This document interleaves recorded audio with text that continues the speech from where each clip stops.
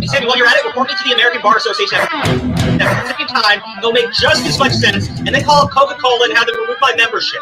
And then while you're at it, why don't you contact PS4 Live and get them to remove my account at the same time?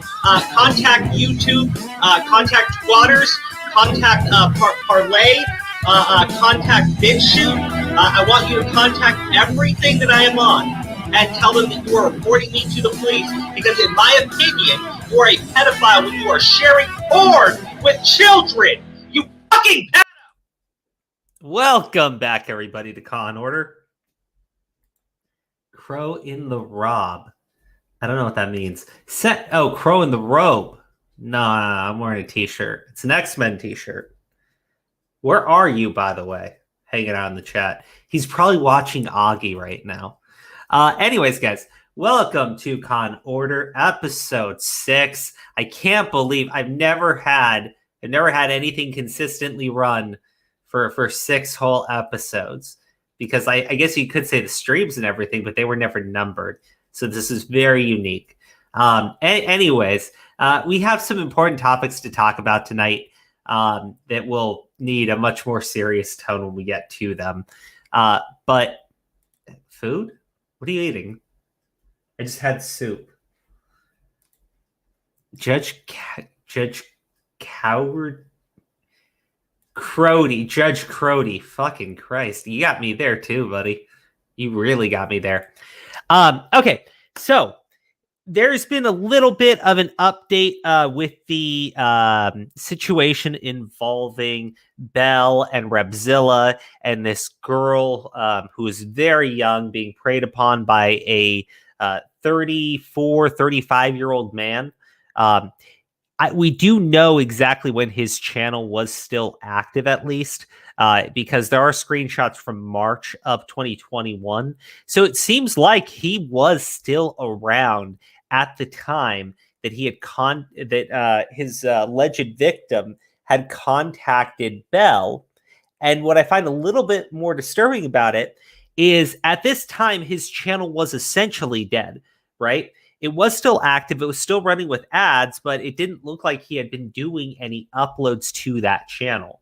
So I'm thinking about it, and I mean, I'm still speculating, right?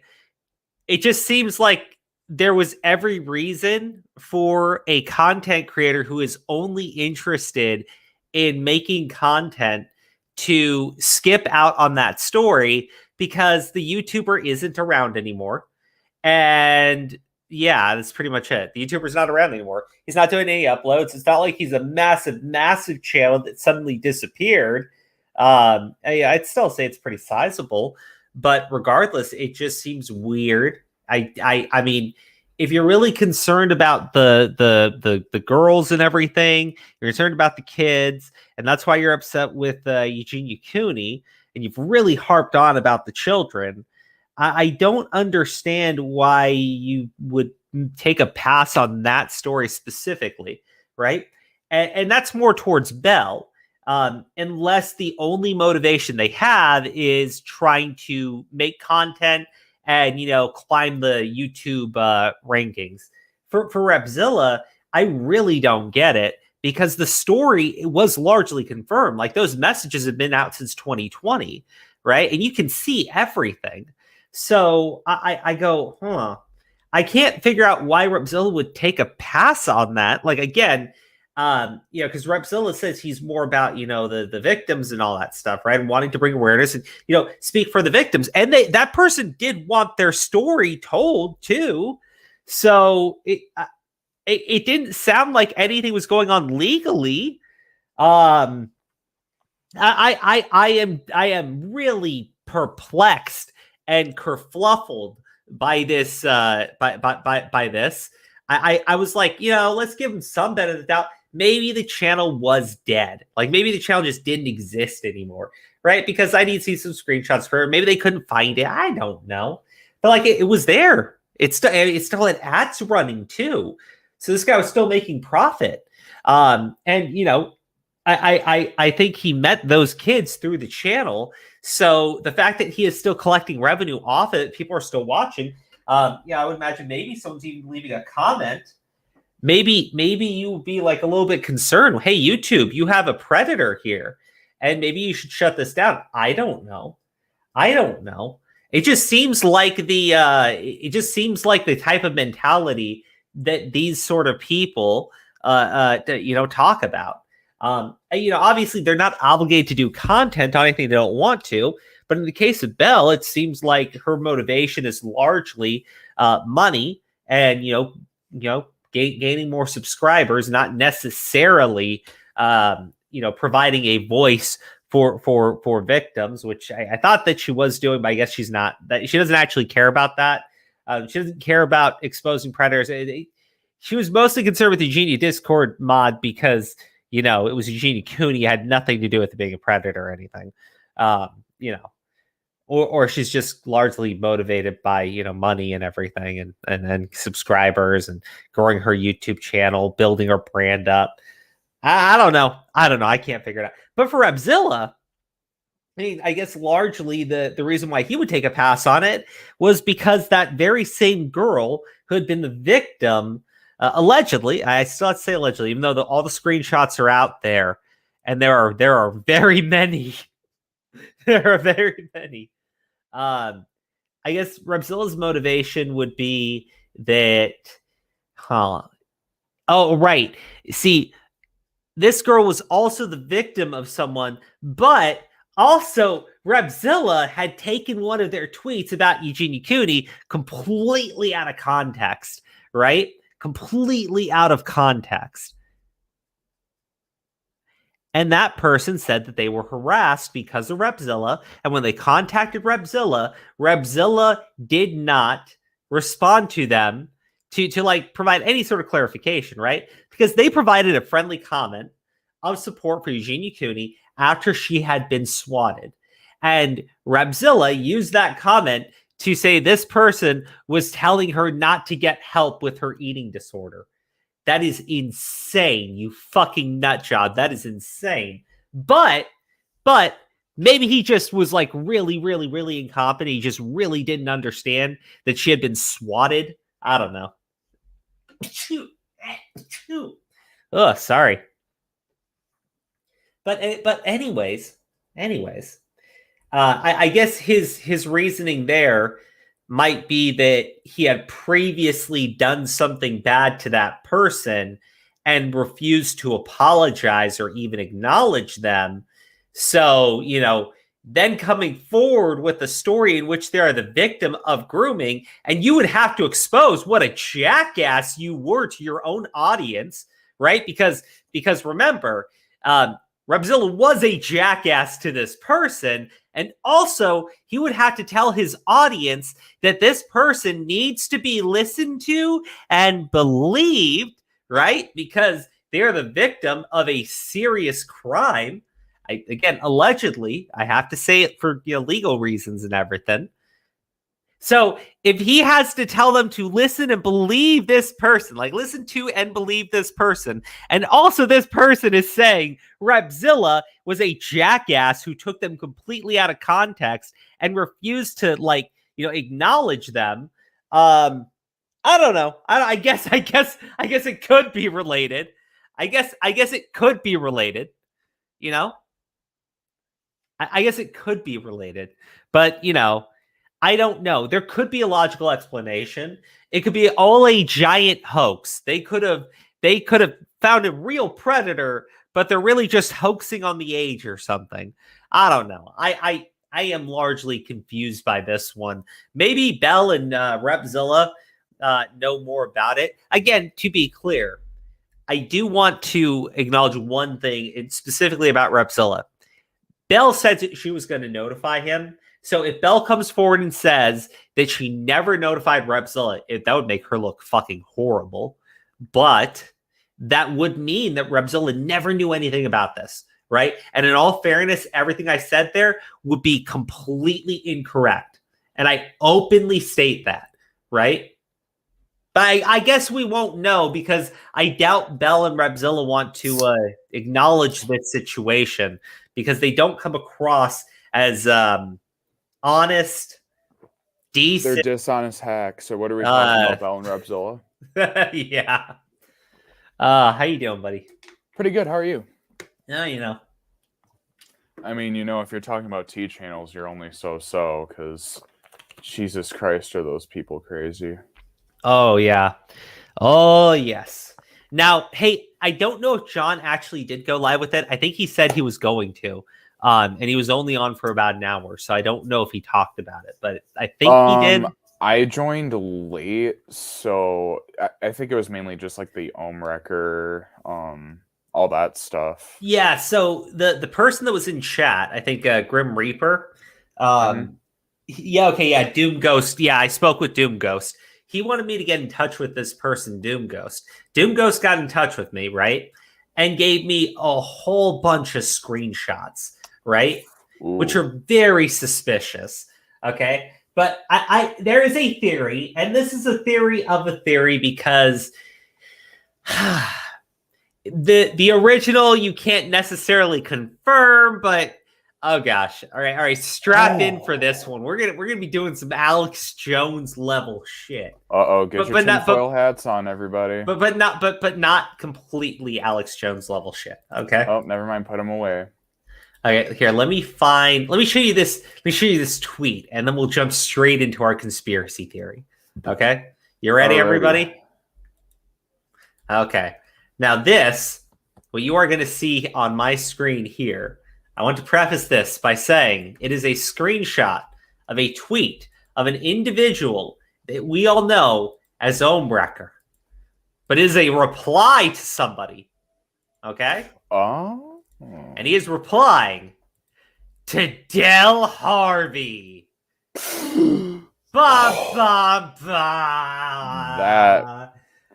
person. Well, that's if you know who Del Harvey is, right? Yes, I do. Del Harvey, for those of you who are uninitiated, right? Because apparently you don't believe in the Grand Illuminati, right? Del Harvey used to work on To Catch a Predator with Chris Hansen. And when when certain YouTubers were talking about how their Twitter accounts were being like shut down and everything, they believed that Del Harvey was working with Chris Hansen to target their YouTube accounts, right? That was the theory, anyways. Mm-hmm. Well, there was something with Anonymous Gene too. Yeah, and I think Anonymous Gene. I don't know if he specifically said Del Harvey. If I'm not mistaken, Anonymous Gene more said that they had some sort of contact super high up in Twitter or something of that nature that was going to get those accounts. Yeah, no, they never specifically said Del Harvey. Yeah, I remember. But Del Harvey was the head of was it the Trust and Safety team? I don't fucking know. All I know is she's VP of Trust and Safety. So she was... VP of Trust and Safety. What's up? Hey, John. Okay, so she was the head of, or she was the VP of the Trust and Safety team at Twitter, which is a major position within Twitter, right? And she was also someone who formerly worked on To Catch a Predator and is on very good terms with Chris Hansen, right? So when Chris Hansen... Presumably, right?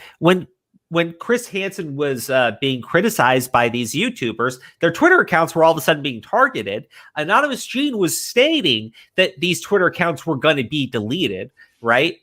Or something of that nature, suspended or deleted. He talks in very grandiose terms sometimes. Anyways, then those accounts do get targeted, right? Because I think a couple did get actually suspended. Those suspensions, I believe, were then reversed later on by the time they were suspended. And people believed it was because Chris Hansen had reported it to Del Harvey, a former associate of his, who was a very high up position at Twitter. Well, now we have all of that out of the way. We have Del Harvey speaking about something and Ohm Wrecker replying to them, which is weird, right? Because why? Like, what are you doing, Ohm Wrecker? What is your connection with Del? What, does he just sit there and go, she's the VP of Twitter's Trust and Safety team? I must make friends with her. Like, does his brain work that way? Because it might. He might be I wouldn't fucking put weird. It past him. As I said on John's stream, weird. Crow, as I said on John's stream, the plot thickens. Yes. Okay. She is the former vice president, right? She used to be the vice president. Now she's the former vice president, but still, I think someone who has I don't know. She was leaving Twitter. Okay. She left already, I think. Okay. So the thing is, Omrecker did send this tweet. He did reply to her. Now, what makes it suspicious is that Omrecker deletes the tweet. And why would he do that? Right? Right? Why? Did he not want anyone to know that he had contacts with Del Harvey? But it's more to it than that, right? There's more? Yes. Well, we don't know for a fact that he had contact with Del Harvey. I'm talking about... Calm down. Let me finish. Right? He was replying to her on Twitter, which doesn't necessarily mean anything. Right? It doesn't necessarily mean anything. But it is still a little weird, right? It is still a little weird because there was a lot of suspicions about Del Harvey. You see Omrecker replying to her, which is, I don't know why. It just, something to me seems a little bit weird about when it that. Comes to Omrecker, it doesn't necessarily mean anything. Yeah, I'm just saying, it doesn't necessarily mean anything. Well, here's the thing. Right? Omrecker's the dude who, obsessively saves every conversation he has with someone to use for blackmail. Yeah. Now, there was one other thing here. Where is it? Okay, so there's this message here, but somebody said that in his streams, right, on Twitch, Del Harvey's name is banned from the chat, right? So you can't say her name in his chat. On Omrecker's? Yeah. That's the one That's to really me. weird. Yeah, right? I didn't hear about the Twitch thing. Mm-hmm. Now, the thing is, I'd love to go there and verify it, but I don't want to give him the view. So I'm at a bit of a loss. I'm at a bit of a loss on how I handle this one. But I did have someone say that they did do that, and they said that it is banned. So if that's the case, that seems, again, this is what I talk about. This is total conspiracy theory level shit, right? And conspiracy theories are fun, but let's be honest. There's not a... Dude, I don't know. This one doesn't sound very fun to me if someone as schizo as Omrecker was, going around at the higher-ups to Twitter and, trying to get people's accounts banned. Omrecker does have a pretty large Twitter account, but so does Delirious, right? If an account as large as Delirious is going to get suspended, somebody a little bit... Yeah, right? Because it's going to make people notice, and you don't want some low-level employee being able to suspend those accounts, right? An account with 5 million subs or 5 million followers, you don't want some low-level person going, sure, let's just automate this one and hope our system gets it right. Right? But here's the thing, Del Harvey, well, she isn't there anymore, but she's not a low-level employee. No, Del Harvey is not, right? So that's what the suspicion about Chris Hansen was. Now, these are replies to Del Harvey. They're a little bit older, but, to me, it just seems like Omrecker trying to suck up to somebody that's high up at Twitter, right? For whatever he does give reason. me those vibes as someone who will suck up for the sake of sucking up. Yeah, that's where I'm I just don't know. I don't know. It's weird to see the reply to her. It's weird to hear that her name is banned in his chat. But yeah, who knows? Who knows? Like I said, it's conspiracy level shit, right? Because there isn't enough to say this is proven beyond a shadow of doubt, right? There really is not. Yeah. There's enough to say that's a neat theory. But he posted everything. Ooh. What? He posted everything. I'm going by the things that I got in my I'm just going by the things I have in my DMs, sir. Let's see. Pretty sus. Okay, let's see. Okay. I do see the messages he put in, I think, Toy Bounty Hunter's stream. Oh, are we talking about that stream where he and Delirious were like going at it? Yeah.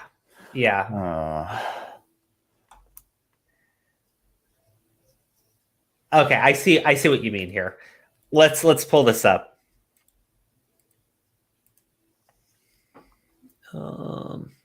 Who's this?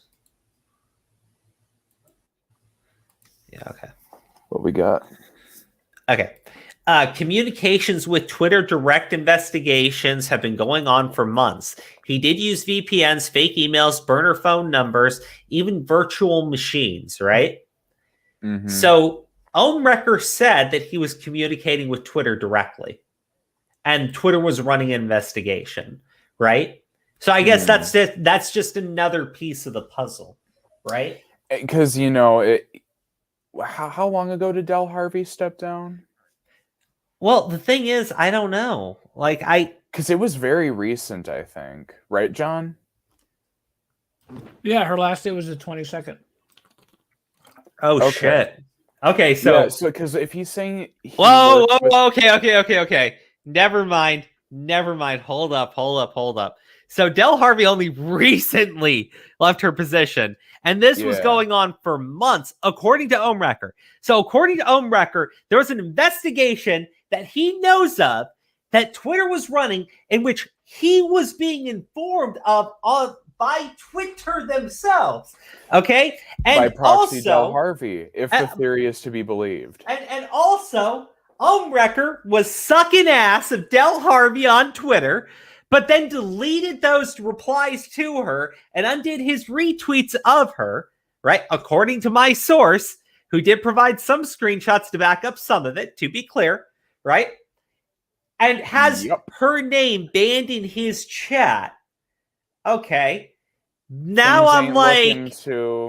Now I'm like, oh, wait, hold on. I'm real suspicious now. Because Ohnrecker told us that he has a source in Twitter that was running that informed him of investigations being run. Fairness, hold on. In fairness, he didn't say that. Going by he his. Say that. He said communications with Twitter direct. Sure, but again, and Del Harvey at the time, sure, is a part of Twitter. It went to a higher level. So I'm just saying. This looks very suspicious. Yeah, one could infer that from what he's saying there, though. This looks very suspicious. Things are not looking good for him right now. This is in his own words, too. This is not something somebody else said. He said that communications with Twitter direct. He's saying that he had direct communications with Twitter. And then he follows that statement with investigations have been going on for months, right? If he follows the statement of he's been communicating with Twitter directly with there have been investigations going on for months, his source would be the direct communications with Twitter, right? That is very suspicious, right? And then you see him with these weird little things with Del Harvey, who's already suspicious over the fucking Chris Hansen stuff. I don't know, Not just the Chris Hansen stuff. Even before the Chris Hansen stuff, with the stuff with another Spazio. situation, right? Oh my god! Stuff, so. Oh my god! Yeah, it sounded like she was like really abusing her power over at Twitter. I mean, it sounds like it, but she's gone now, right? So so here's the problem: she's gone now. So if she was right, let's just say theoretically that's his insider. That's who was pushing for all this stuff. New person comes in. And now you have this 5 million follower account going, hey, I want to appeal this. She's not there anymore. So I'm just saying he could get his account back if that's what's happening. Mm-hmm. These are all big ifs. Let's be honest, right? They still all are. We still need something to tie it together. But it is all very fucking suspicious. I would not fault anyone for thinking that that's what's going on because, I asked John why or like how she left Twitter, like whether she was fired or she stepped down, and John said he believed that it was she chose to step down or whatever.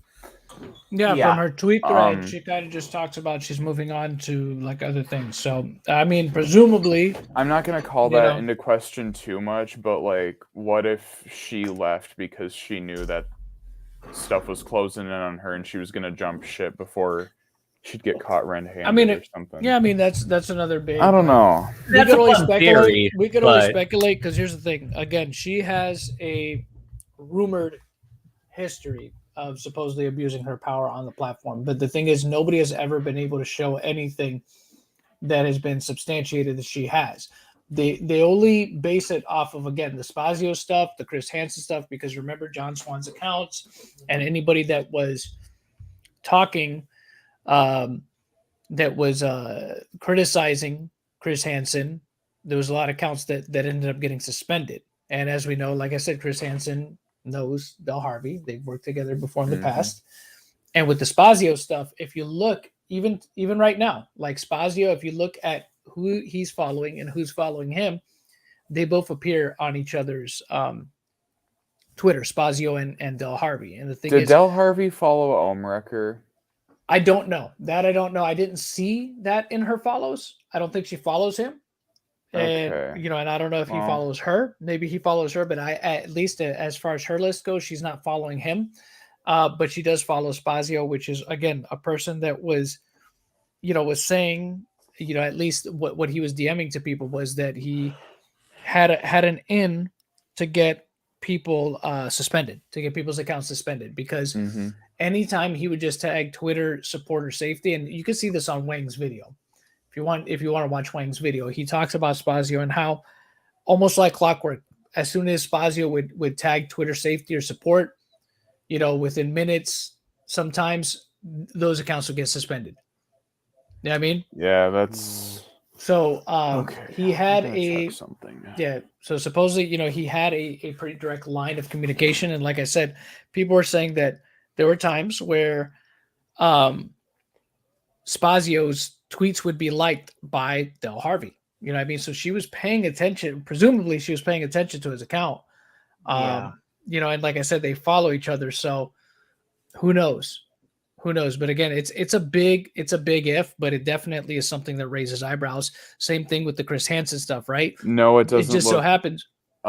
Just to interrupt, it doesn't look like Del Harvey is following Omrecker. So yeah, I didn't see that she was either, but she is following Spazio Twat. You know what I mean? Which was the account that was basically getting other accounts tagging Twitter support or safety with these other accounts, and almost immediately they were getting suspended. So that's what led people to think that. And then again, like I said, the Chris Hansen stuff, accounts that were criticizing Chris Hansen were magically, getting yeeted for a bit. They came back. Those accounts came back, but it just, again, it's the reason why people suspect that Del Harvey was just like, oh, okay, that person's messing with you. Well, they're gone. You know what I mean? So now, granted, in Delirious's case, it's a much bigger account than any of the accounts that were being banned before. Yeah, that's another part of it, right? First off, these two are not following each other, right? Yeah. I think he might be following her, but she is not following him. He would be following her. Yeah. So just to be clear, he could just be kissing ass, hoping that Twitter Trust and Safety sees him as a good, nice person. I have no fucking clue. The guy's a weirdo, right? But as far as his statements here, whether it's Del Harvey or not, if he's saying he has direct communication with Twitter on this investigation that they're running, right? Who is this person, right? I really want to know, because then anything he tells me about why they got their account suspended, I'm like, big red fucking flag if it's someone that you fucking know. I don't trust that. All right, you got to fucking show me like something golden. Especially when it's fucking Omrecker, right? Yeah. This looks like he's playing fucking under the table. And that motherfucker loves to play under the table. Like I said, it's all within the realm of possibility. That's what I said in my stream. It's pure speculation because it's just speculation based on information that's publicly available. It's fun to speculate about. There's just not You enough there about, to really to say conclusively. So yeah, you got to show me that these two are like replying to each other, or she is like retweeting and sharing his shit, right? Because without that, it sounds like a one-sided love affair. Yeah, on I mean, part. he has outside of that, right? Outside of that, he has tweeted to her before.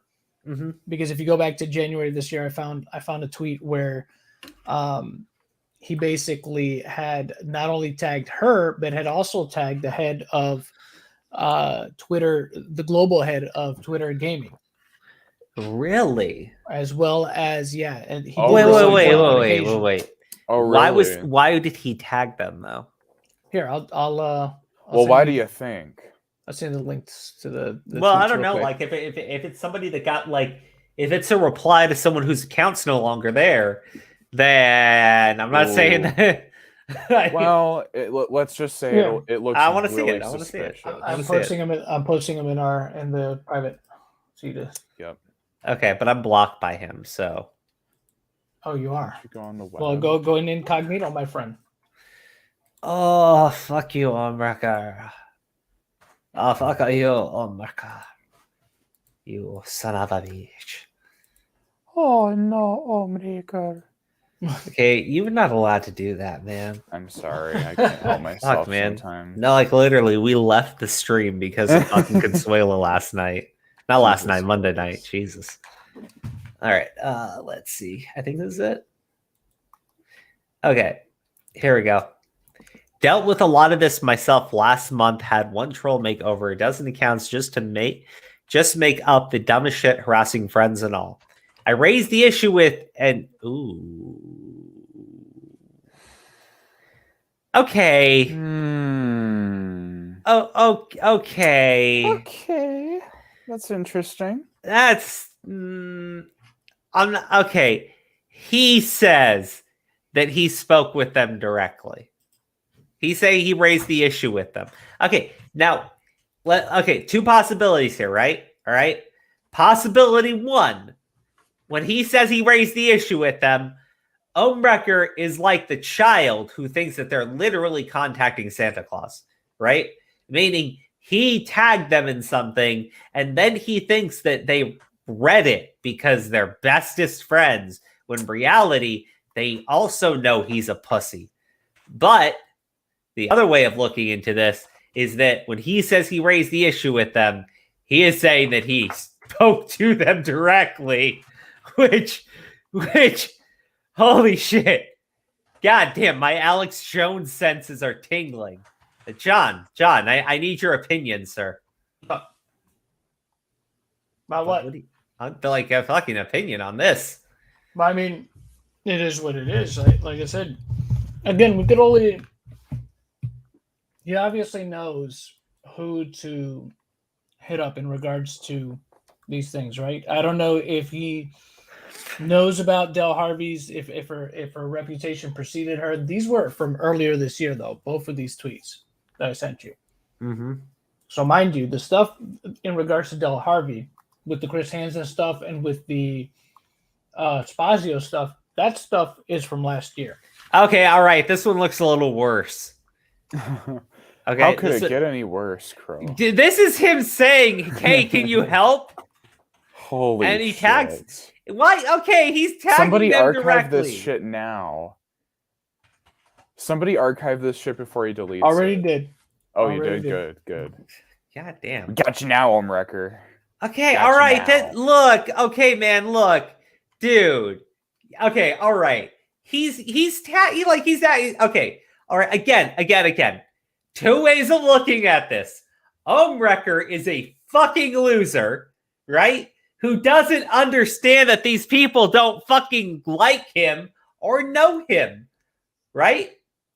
Right? It doesn't look good for him regardless. Yeah. It's just one is worse than the other. That's one all is that matters. definitely worse than the other. Yeah. Because you'd much rather be a fucking loser than be the motherfucker who's literally talking to that bitch.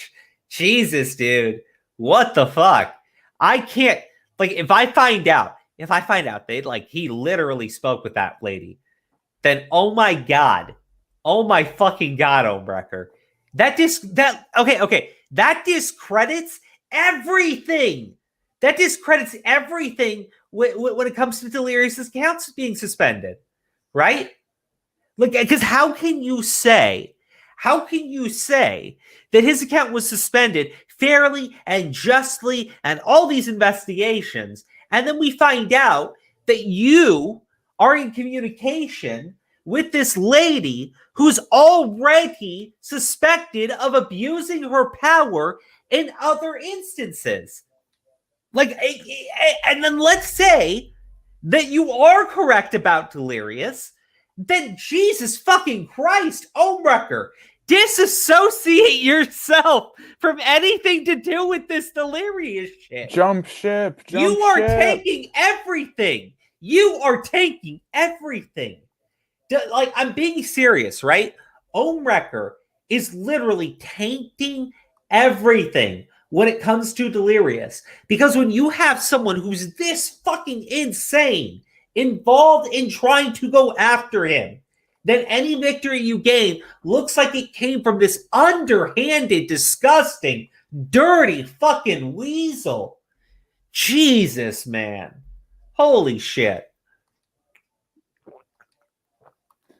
And just taints like, everything. In fairness, though, too, I mean, not that this necessarily disproves anything, right? If any of what he received is actually legit, right? If maybe there might be legit reasons, but again, we don't know because he hasn't shown that stuff. So again, it's all kind of up in the air. But it would be interesting, right? If for whatever reason the name on those emails was Del Harvey, it would definitely call into question, what the validity of whether or not this was these accounts were yeeted because of something that they actually found, or somebody who just didn't give a damn and was like, yeah, I'll do it. I'll help out one last time before I leave. I'll light a match and then, or I'll light the fuse and then leave, whatever. Yeah. I'm just, look, maybe I can't tell you what did or didn't happen here. What I can say, right, is originally when I heard about it, I was like, it sounds good, but doesn't really sound like there's a lot there to prove it, right? But this stuff, it's a big stretch. Either way, like I said, it's a big stretch. We don't know what we don't know. This could be a possibility. I mean, that Del Harvey did it the right way, or she did it because she didn't give a damn, or who knows. But I mean, it's just interesting. It's just something to, like I said, to speculate on, because she has a history, an alleged history of supposedly yeeting accounts with really not having, probable cause to do so. So I guess it all depends, because if we look at like the John Swan stuff, right? Mm-hmm. John Swan's accounts got taken down due to spam and manipulation, right? Which they were back up within a couple of days. So obviously they didn't take, right? They didn't take. And now I can't speak to some of these other accounts. Now, Spazio's track record with getting accounts banned is a little bit more concrete, because one of the accounts that he got banned was this guy by the name of Lame Ass Chris, which he's the first one to make a video on it, which then Wang made a video based on Lame Ass Chris's video. And to this day, Lame Ass Chris's account is banned. You know what I mean? So his didn't come back. Now, as far as the other accounts that Spazio had helped to get suspended, I don't know. I have no idea. We would have to find a list to see if those took or not. But that's really kind of what's going to be an indicator, I suppose, is if we see what accounts we see come back, and what which is, it's still within the realm of possibility that even though almost saying, hey, no, there's no or at least from what TJ said, right, from seeing those emails, there's no way that it's coming back. If we're to believe what's in those emails, right? These emails that only one other person has seen, that they're not coming back. That it's just like it's permanent or whatever, right? That's what's been said. But if those accounts come back, really makes you question, right? Like what was that email about then? Who is that email from? Why doesn't TJ just say who they're from? Well, because he said, remember, he had, I guess, the deal he had made with Ohm was that he wouldn't get into, like, I guess, certain specifics, right? Okay, you know what? Stop. Okay, right off the bat, fucking don't believe Ohm. I'm done. I don't care. Like, I really don't fucking care. I don't care. I don't care. I don't care because here's the thing, right? No disrespect to TJV. He's gotten shit wrong in the past, right? So when Ohm Record gives him something, says, hey, you can take a look at this, but you can't share any details about it. Okay? Then all I can say is, look, it could have been something that he showed to TJ that does not prove what he thinks it proves, but he's got TJV convinced that it is, right? Or it could be from somebody like Del Harvey, in which case I would immediately say, oh shit. But that's the problem with fucking Ohm Record. He refuses to just be fucking honest when he has evidence, right? So I'm not going to trust him when he's selecting what he will and will not provide, right? And he's going to show it, but you can't share what this is with anybody else, right? Because what if he is tricking TJ? And again, it's no disrespect to TJ. It's just, It is within the realm of possibility that he tricked TJ with something. It's a highly likely possibility considering its own fucking record. And then he says, but TJ, now that you believe me, now that you know that I'm telling you the truth, you can't share this with anybody. We got to keep this under wraps, TJ.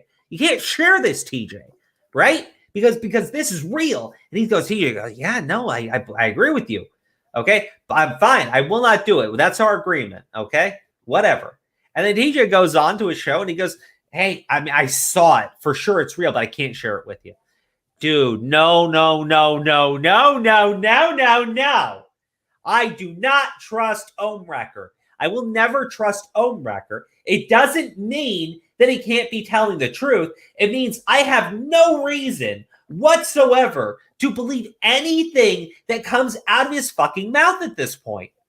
Unless he's willing to show me and everybody the evidence and let it, hold it up to scrutiny, then I don't see why I would ever trust him.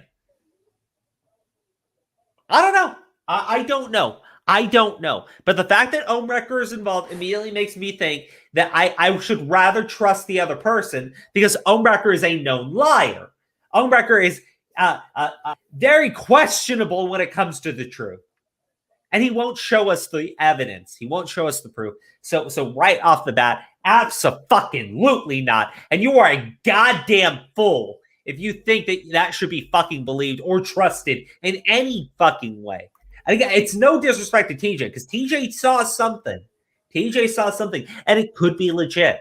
But if it can't be shown to everybody else, immediately I press X to doubt.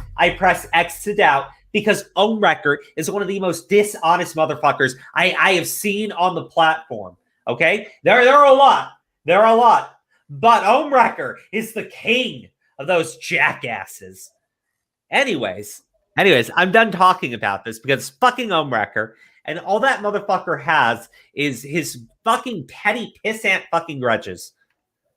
Didn't this all start because the Vanoss crew didn't actually like playing video games with him? God damn it, it's some gay shit like that. Jesus Christ, what a fucking pussy. I'm not supposed to say that, but Jesus. It really is. Anyways. Story with okay, here we go. Okay, so I want to talk about some of the story with this Jikishii guy, right? Who? So Jikishii is someone who had like just a fuck ton of girls come out and accuse him of grooming. Okay, and hold on. Okay. I want you to like tell me what you think about these ages. Okay. Well, how old is he? Or how old was he when these? Okay, so most of these take place in 2018 when he is like 18 to 19 years old. From the stories that I saw with screenshots, they all seem to be 2018. Maybe one was 2019. I can't be certain, but I have to go through and check again.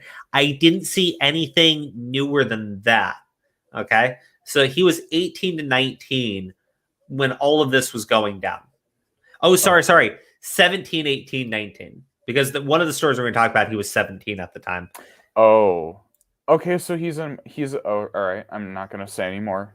Continue. Okay. So this is what I'm saying. Okay. Because in the past, all right, on this channel, in the past, we have said, or that I've said at least, and I don't think anyone really disagreed, that when we're talking about an age gap of 4 years, right?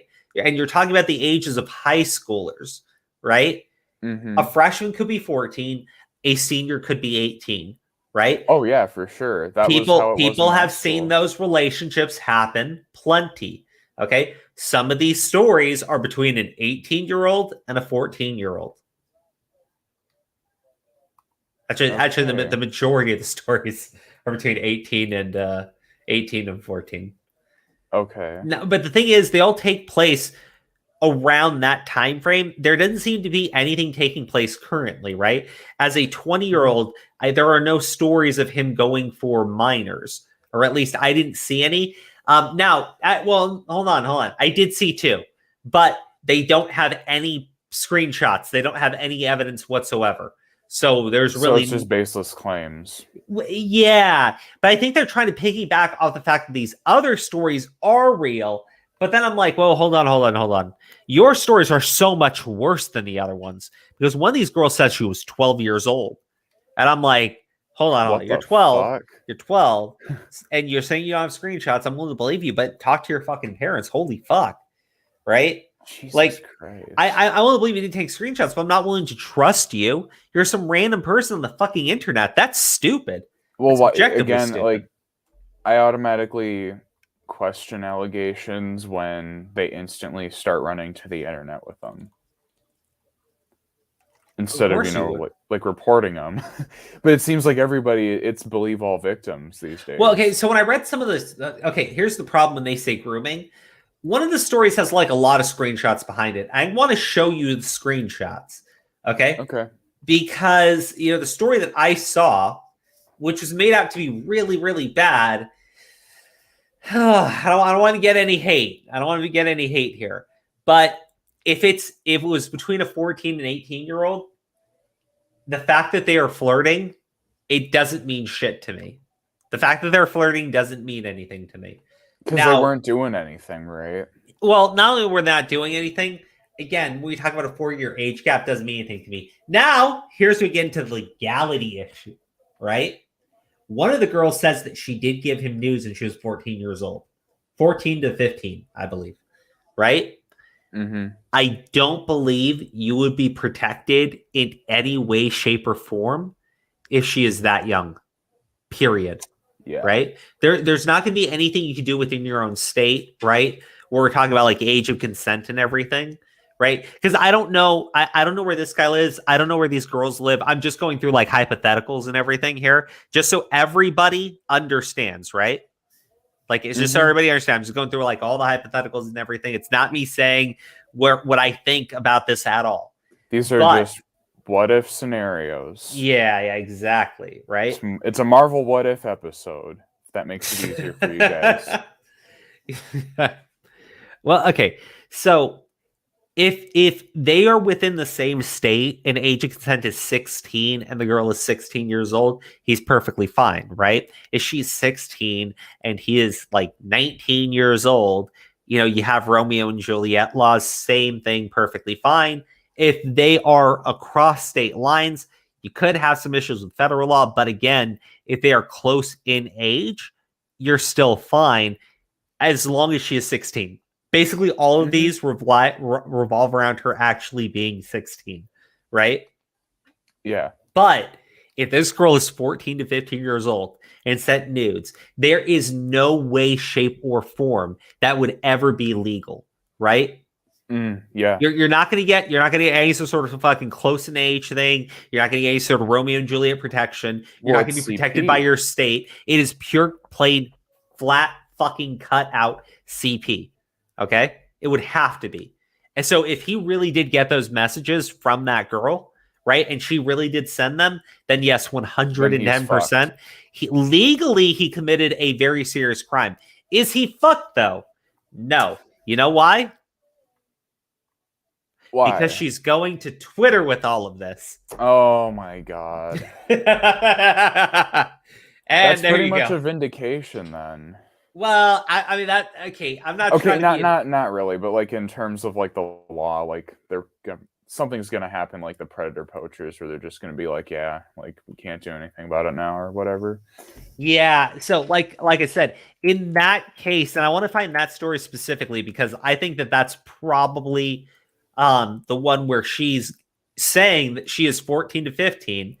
And they let's see. Talk to me about my body. Yeah, so he says when I was 14 to 15, they exchanged nudes. And I'm just going through those messages real quick. I'm sure that she cut anything out that we can't see. So just I was making sure first. Just in case, yeah. Like, okay, that's the other red flag. I was like 99%, but I'm like, I'm not gonna fucking risk it. Well, that's the other red flag. If there's doctored screenshots, that doesn't help.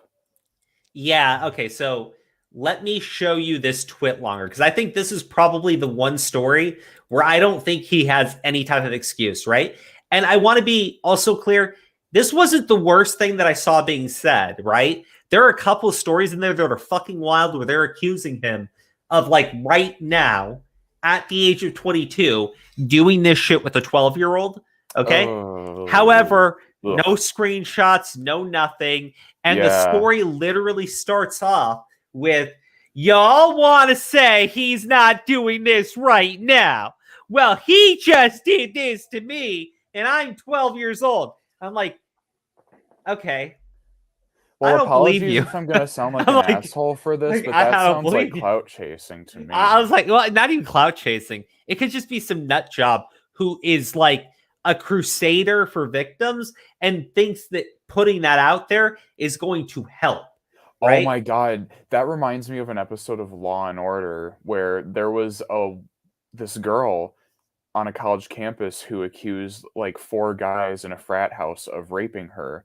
But what ended up happening was her counselor she like blacked out or whatever because she was drinking, and her counselor like implanted these false memories when she went to counseling and was like, yes, 4 guys raped you. And when the counselor was caught and questioned about it, she said, it's not the like fact that they didn't do it. It's the fact that it's getting the message across that rapes happen on college campuses. Yeah.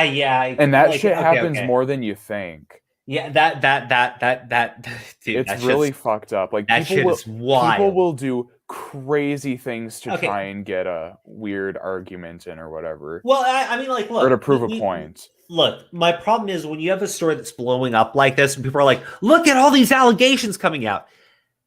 Again, some of the stories are legit. They have screenshots. I'm not trusting the ones that are like 1 paragraph long and they start off like that, right? No, absolutely not. I mean, it could still be legit. It's just it's so fucking on the nose, right? And it doesn't seem to really follow the pattern in the stories that the other girls are telling, where they do have screenshots, right?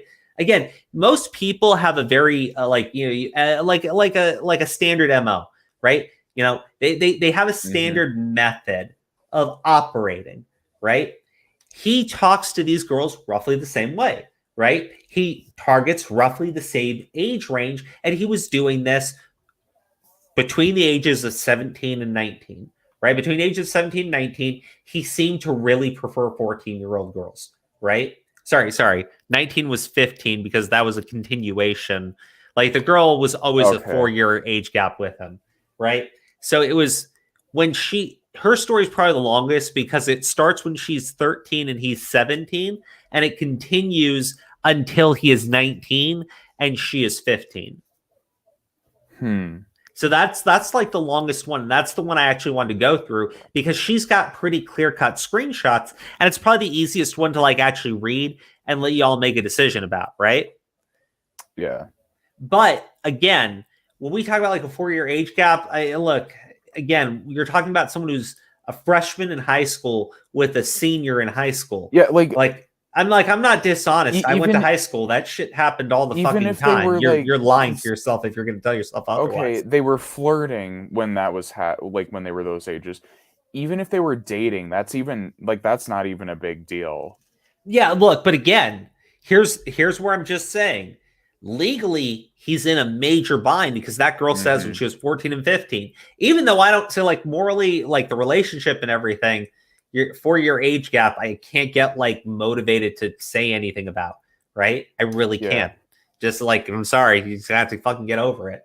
But I will be honest with you, when it comes to legality, I think that he would be completely fucked if she actually wanted to take that to the proper authorities and let them do an investigation, assuming she hasn't tainted the evidence at this point, right? Because there is nothing, there's no, like, all the hypotheticals being run, right?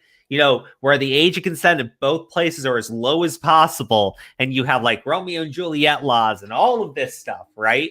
And all the special exceptions. There is nothing that would ever protect a 14-year-old sending their nudes to you, right? And you accepting and receiving them, right? Yeah, there's no defense at all, period. None. It's not going to happen. Right? He would absolutely go to prison if that was reported and they have proof. So that's where I fall on it. Just to be clear with everybody, because I see some guys like Maldi in the fucking chat. I'm like, what do you mean if I have a daughter? Like, dude, if I have a daughter, you know what I'm not going to let her do? Hang out with fucking YouTubers. Jesus Christ. Oh my God. Dude, right? I solved the problem. I'm not going to let her hang out with fucking YouTube Discord groups. If I have a kid and they're in fucking Discord, I will shoot myself as the parent. I was going to say, it's not just hanging around YouTubers, it's hanging around YouTube Discord. Yeah. Did you see the new like fucking Chadville grooming allegation that came out yesterday? Oh, here we go. No, God. Whoa. Tell me what the fuck about is that. happening with that. Tell me about that. What happened? Well, Sen, I don't know what's going on because like, why'd you bring it up? Well, no, because I saw it on Twitter and we were talking about like grooming. I saw it on Twitter. Why'd I bring it up? I saw it on Twitter, dude. Yeah, but he had the inside scoop. Where's the inside scoop? What do you mean inside scoop? Oh my God. Saw it on Twitter. Jesus. Oh, he can't read? Okay. Can you stop berating the man? He saw it on Twitter. First of all, sir, it's a crab. It's not a man. And second of all, no. So let me go. Redsky, give me a link and I'll check it out for myself. Okay. Oh yeah. Oh yeah. So Crow, you should probably not have kids. Yeah, because you'd probably like kill someone. Oh my God. Yeah, like shit. Crow's the type of guy that shoots first, asks questions later. So. Yeah, well, you guys would be fucked. You guys would not see the next day. I'm just saying. Yeah, look. Okay. So apparently, this dude, it's Mando. He's like a dude with like 100-something subscribers on YouTube or whatever. But he was in the Chadville server. He's like your age, Sen, something like that. 21. Okay. Look, let me be very clear, right? I say it. Someone says it. Someone always says it, no matter what story we cover when it comes to this grooming shit, right? Where are their fucking parents? Jesus, and they're never anywhere, right? Negligent. Like Ivory's parents, right? Where are they? That dude was like his parents just abandoned him. Like holy shit. I'm not blaming. I wouldn't. Discord was a mistake, like bro. him. Discord was a fucking mistake. Get rid of this shit. Shit. Please. Look, I'm not blaming the victim because I don't want people to think of it that way. I'm saying that I am blaming the parents who are not looking after their kids or knowing what they're even doing online. Like, holy shit, I'm not telling you that you need to be in the room when your kid is on Discord. But like when they go to bed, just look through their fucking DMs. Jesus Christ. Don't talk to me about like, I want to respect their privacy.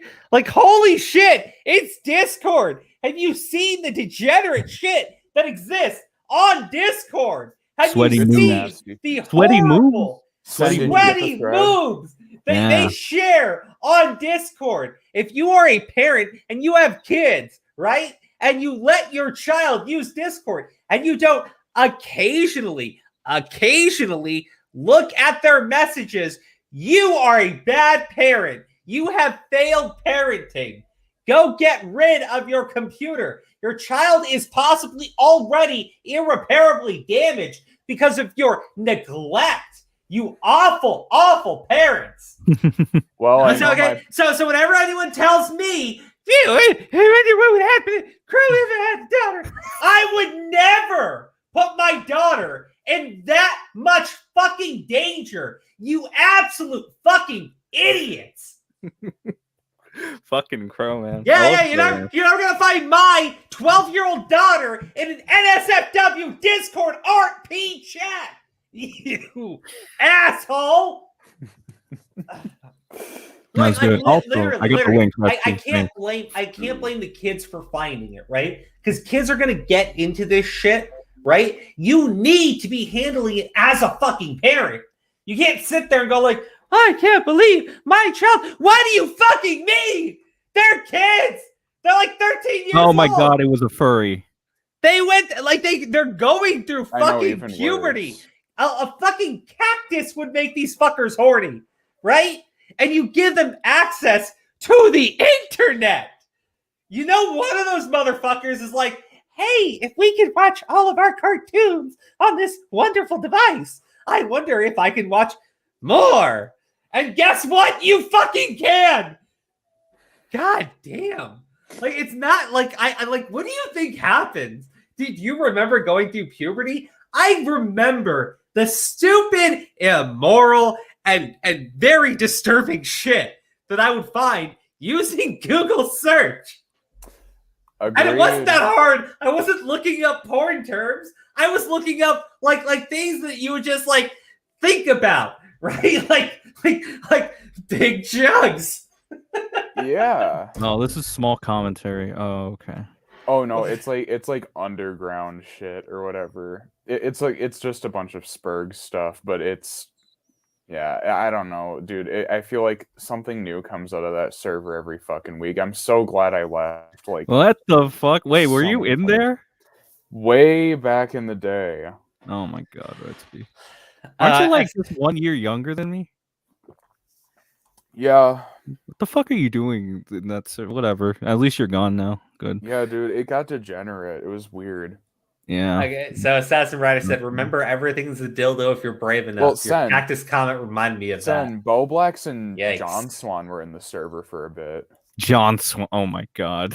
Yeah, they were playing Jackbox TV with the with owner. the small commentators. No, with the owner of the. They're not small commentators. What do you have fans. against small commentators, Sen? I don't know. I hear Tipster make fun of them all the time, and it's just in my head. Wait, now. Tipster makes fun of small commentators? Yeah, he's like. Recently he was like, oh, no wonder nobody likes small commentators. Wait, I think it was because I think it was a Smaller small than commentator that like called. Okay, so Tipster said there was a small commentator that called him a predator or something, and then he got mad. And then he like quote tweeted something, and he was like, "This is why nobody likes small commentary" or some shit like that.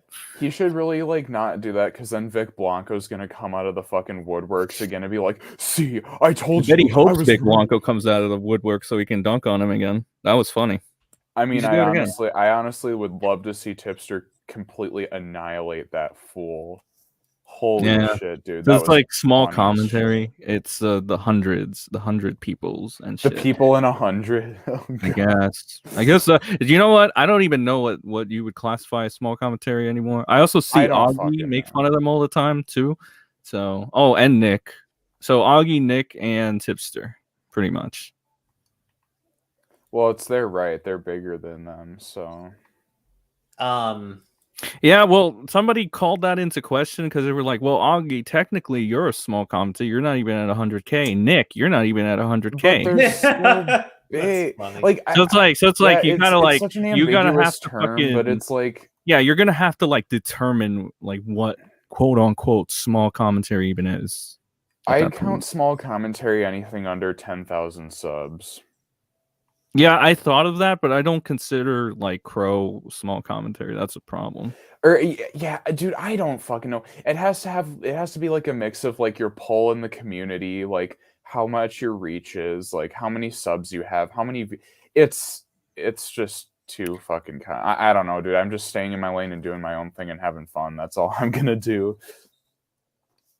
Are you having fun? Are you having fun, Redsky? Oh yes. I'm glad you're having fun. Oh yeah, Jesus Christ! I'd say for us, like Crow and above are like, yeah, not big, not really small commentary. I wouldn't consider that. I'd say maybe like, who do we hang out with? I guess. Look. You know who's small commentary? Anyone who doesn't have 100,000 subscribers and is being disliked at that given moment. Then you're small commentary. But depends on who, like, because Augie is. Well, yeah, it depends on who's speaking, right? Like, because if Augie's saying it, it's anyone under, like, 40,000 subs, right? But if fucking Tipster's saying it, it's anyone under, like, 90,000 subs, right? It really just depends on who's saying small commentary. If I say it, it's Redsky and fucking Steve, right? If you say it, it's me. If John says it, it's me, you, and everyone else. welcome to small commentary, guys. Well, if I say it, it's just Steve, because I think I have more subs than him now, surprisingly. Dude, that fucking that Brazilla video, Jesus. Yeah. Okay. Redsky is the only exception, right? Because he's got a video that's like an hour long with like 250,000 views plus. It's probably got fucking more now. You know what I found out about that video that's really funny, Crow? What's so funny about it, Sam? You're actually in the video, Crow. Yeah, you didn't know. Yeah, I know. Part of the video. Dude, and Tommy C refused to acknowledge that too. Oh, wait, he did? He didn't. Oh, rip. Aw, Tommy. Yeah. It's okay, in all buddy. Fairness, I think because I was told that he was just reacting to the part that I included about him, so. Like I don't. Like, why wouldn't you acknowledge that? Like, I acknowledge him. I don't see him in the hallway and like turn my head and snub him in shame. God damn, dude. He just doesn't want to admit that you made good points, Crow. That's all. He just like should, he should chill off or like just chill. It's okay, man. I didn't mean to hurt his feelings. I'm sorry. Hey, no, he's cool. He's cool. All right, is he, Redsky? He's funny. Oh Jesus, you're so bad at this. Okay, yeah, he's funny. He's cool. Whatever. What do you mean I'm bad at this? You're so bad at this. Oh my God. Yeah, he totally is. Somebody. You know what, Sid? I know what you mean now. I know what you mean. I know what you mean when you're saying that shit about me. But Redsky now, I get it. Yeah. Mm-hmm. Every time I like a creator, Sen just dunks on me for it. Do I? Okay. Tell me a creator that you like. Tipster. He's okay when he's not like talking about like recently. He was okay up until the Revzilla thing for me because thank God he hasn't said anything today. He was like harping on other people. I forgot who it was, but the Revzilla thing seemed a little obnoxious because I don't know. It's like I like how that. long was Revzilla and Tipster friends before this whole thing happened? Yes, I liked it. That's what's so funny about watching it because it's just like. Well, okay. Sen, hold on. Sen, I saw your comments to Repzilla where you're like, you see what apologizing gets you? And I was like, well, I do think that you are right in that aspect. But when I see the conversations that went back and forth between him and Tipster, usually it's like Repzilla will say something just objectively fucking stupid, right? Mm-hmm. And then Tipster will like go for his fucking throat as opposed to, letting him say that stupid thing, right? And then they start fighting. But my problem with Repzilla is, sure, like I saw that he apologized, and they kind of like backpedaled a little bit, and they say, I didn't really have that opinion. That's the thing, because like what I saw when he was in that, they're like, I agree with you. If you're not going to apologize, if you're not going to be sincere, don't fucking apologize. Exactly. If you're not going to be sincere, don't fucking apologize, because that only makes it worse. But that's the thing. I think that's where Repzilla is really going to kill himself, is because he's not sincere at all. Well, no, because the thing is, he's so he's a jackass. No, but listen, he's so hyper focused on his like how he comes off to people that he is just going to constantly apologize and then walk things back. He's never going to do the ideal thing, and this is where Augie is fucking right. Just go mask off. Yeah, no, I agree. Because by the time that you own up that you're an asshole, John Swan should have done that too. But like that's where Repzilla has too much to lose, because his audience is obsessed with that double standard where they're like, oh, you have to be like you can't do any wrong. You can't do any wrong. But then at the same time, they love dunking on people with this mob mentality. So look, I think I mean, you to be fair, you kind of do the same shit. Like you oh fucking my god, hipsters. All right, I'm gonna yeah, because it's fun. Sen. It's fun. Tough. Wait, hold on. Let's see two go off for a second. Bit. I don't really like. Okay, Redsky. We had many fucking fights not fights, but we had many conversations like behind the scenes. You already know what my stance is on this whole thing, and I thought I knew what your stances were on this whole thing. But you're doing that thing that Steve always says you do, and you come in here and you kind of change. Like what is this? Like you're acting different here than you are like in private. So I'm like, am I confused here? Like, what's going on? Like, are you trying to get I act different? Like, it's really weird because for example, like you're saying that every time you have a creator that you don't like, that you like, I always dunk on it, which isn't necessarily true. Which is like, why are you saying that? It's weird. Okay, I shouldn't have said that. Like, you always dunk on it, but it's like you kind of soil the mud a little bit. What do you mean by that? Well, you just point out like why they're not good creators, and then it just I never said they're not good creators. I said they're good for their audiences and they're good to an extent. Just for me, my personal opinion, it's very different when you say certain things, right, and then you say other things in private. So I'm trying to figure out like, here, let me have that sense. What's the real Redsky actually? Here's the problem. Like, you guys are having a bit of problem with communication, right? When Redsky said you were soiling the mud, he meant you were being a little fucking pig. You were taking a shit. You were shitting all over yourself when you rolled around the mud like a fucking pig.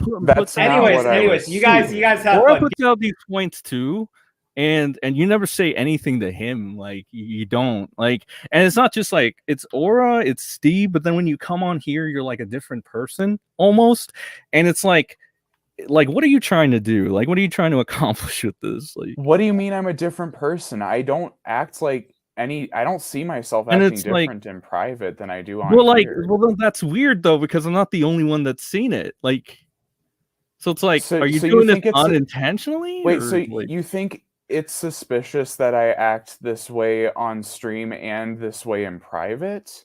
No, you act differently, dude. That's no problem. I don't see myself acting differently. Like, I'm sorry if you think that, but like I like, how many times do I have to repeat I'm not the only one that sees that though? I know, but like, this is a you're consistent the only one thing. who's bringing this up. Like, no, what? Steve has brought it up to you too, and you kind of just dismiss him. Aura doesn't get involved in this shit. He's like, whatever. But I really want to know, like, you're not doing this on purpose, right? You're not trying to be malicious or anything, right? No. Okay. I was just fucking confused because it's like, what the fuck? What is happening right now? Like, what? I make a comment about how I like certain commentators, and then now you're going off on me. But you also rip on them too. I mean, yeah, but I can still like them. Yeah, I never said you couldn't.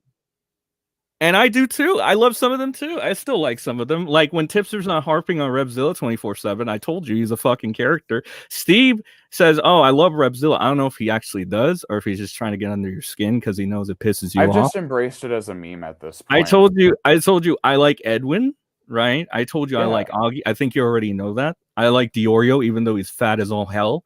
And you were laughing at that too. Yeah. Yeah. So like, you know, don't make it sound like I'm the only one like laughing at certain things about them, right? Because I know you were Jesus, dude. No, I didn't. I'm sorry. I didn't mean to make it come off like you were just this person who's always laughing at all the commentators. That's not what I meant to have come off. I'm sorry if that's how it was interpreted, but Yeah, it's just weird though, because like even Steve's like, "What the fuck is Redsky trying to take a shot at me?" Because like the other day he did this, and I'm like, "I don't think he's trying to take a shot." What did I say yesterday? Oh no, it wasn't the or what did I? What did I say? It's in regards to the shit that happens with Revzilla. It always seems like you're trying to take a shot at him for the Revzilla shit, right? Like anytime he says something about Revzilla live, right? It's like you go in and you like go full force on him. And like in private, you're like more understanding of certain things, and you try to like understand it. But it's weird. It's just strange. It's like you behave. I mean, I get hot-headed about it. Oh. So like when I do see him kind of like make comments about it, yeah, I kind of do get a little. But like, why do you hate Revzilla so much, though? Like, I guess it's not like a full-blown hatred, but it's just like it's super frustrating seeing how retarded he is. But you've seen the jokes we've made like in private about Revzilla, and I know you're protecting them too, so it's like, you know. Yeah, I don't know. It's just like, and I guess I am a bit flip-floppy on it too, but it's like I and then we're not even gonna talk about Mr. M, you know. Jesus Christ. Because like, oh my god, dude, Mr. M, Jesus Christ. That one, dude, I'll say for that one, that's more like you took it to like big levels with that one. Like, holy shit. Like, I ended up feeling a little bad for him by the end of like your little fucking, you know, the images you were posting and shit with like the mouths and shit. Oh, yeah. And you were losing your shit there. Yeah. I was like, oh my god, dude. I'm almost feeling bad for Mr. M. So it's like, it was kind of funny actually. So as long as we have an understanding, though, like, you know, we're both fucked up behind the scenes, right? And we're both like, yeah, like, you know, we're little shit talkers, right? But remember, Redsky, I will also shit talk you in person. I told you that crabs need to be in sync today. No, I'm not talking about you. I'm just talking about in general. That's just my style. Yeah. You've seen it. I did it to your crab shit today. And you were like, "You're a monster," and I'm like, "Yeah." I know, that was a joke. I know. Hey, look. When friends want to fight, I'm not going to get in the middle of them. I might give them some sharp sticks. You know, might tell the other one that the first friend said something that he didn't. I don't know. Crow, whatever I think will be most entertaining. But what the fuck? I will not pick sides. This is why Aura doesn't communicate with you. I refuse to pick sides. Oh my god. Well, yeah. Good for you. Except for the winner. Whichever one of you won that, I was definitely going to side with them. So Sen, Redsky is such a bitch. I agree with everything you just said. Thank you. Thank you. First blood sports loss. Oh man. Okay, all right. You guys work everything out? Yeah. Oh, there's Steven. I think so. Steven. Look. Do you have a map? Look, if you're friends and you're not able to like call each other out, then you're not really friends. Right? Yeah. True. Yeah, you got to be able to take that shit from your guys. Yeah. There he is. There's the man. Oh okay. What did I miss? I thought he was gonna like show up with a fucking costume or something. Yeah, me too. I was like, oh god, what's he gonna fucking do?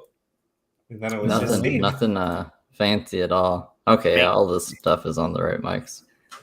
Oh man, how are you, Steve? I'm doing good. Oh, that's good. I look kind of weird. I don't know what's going on. Good.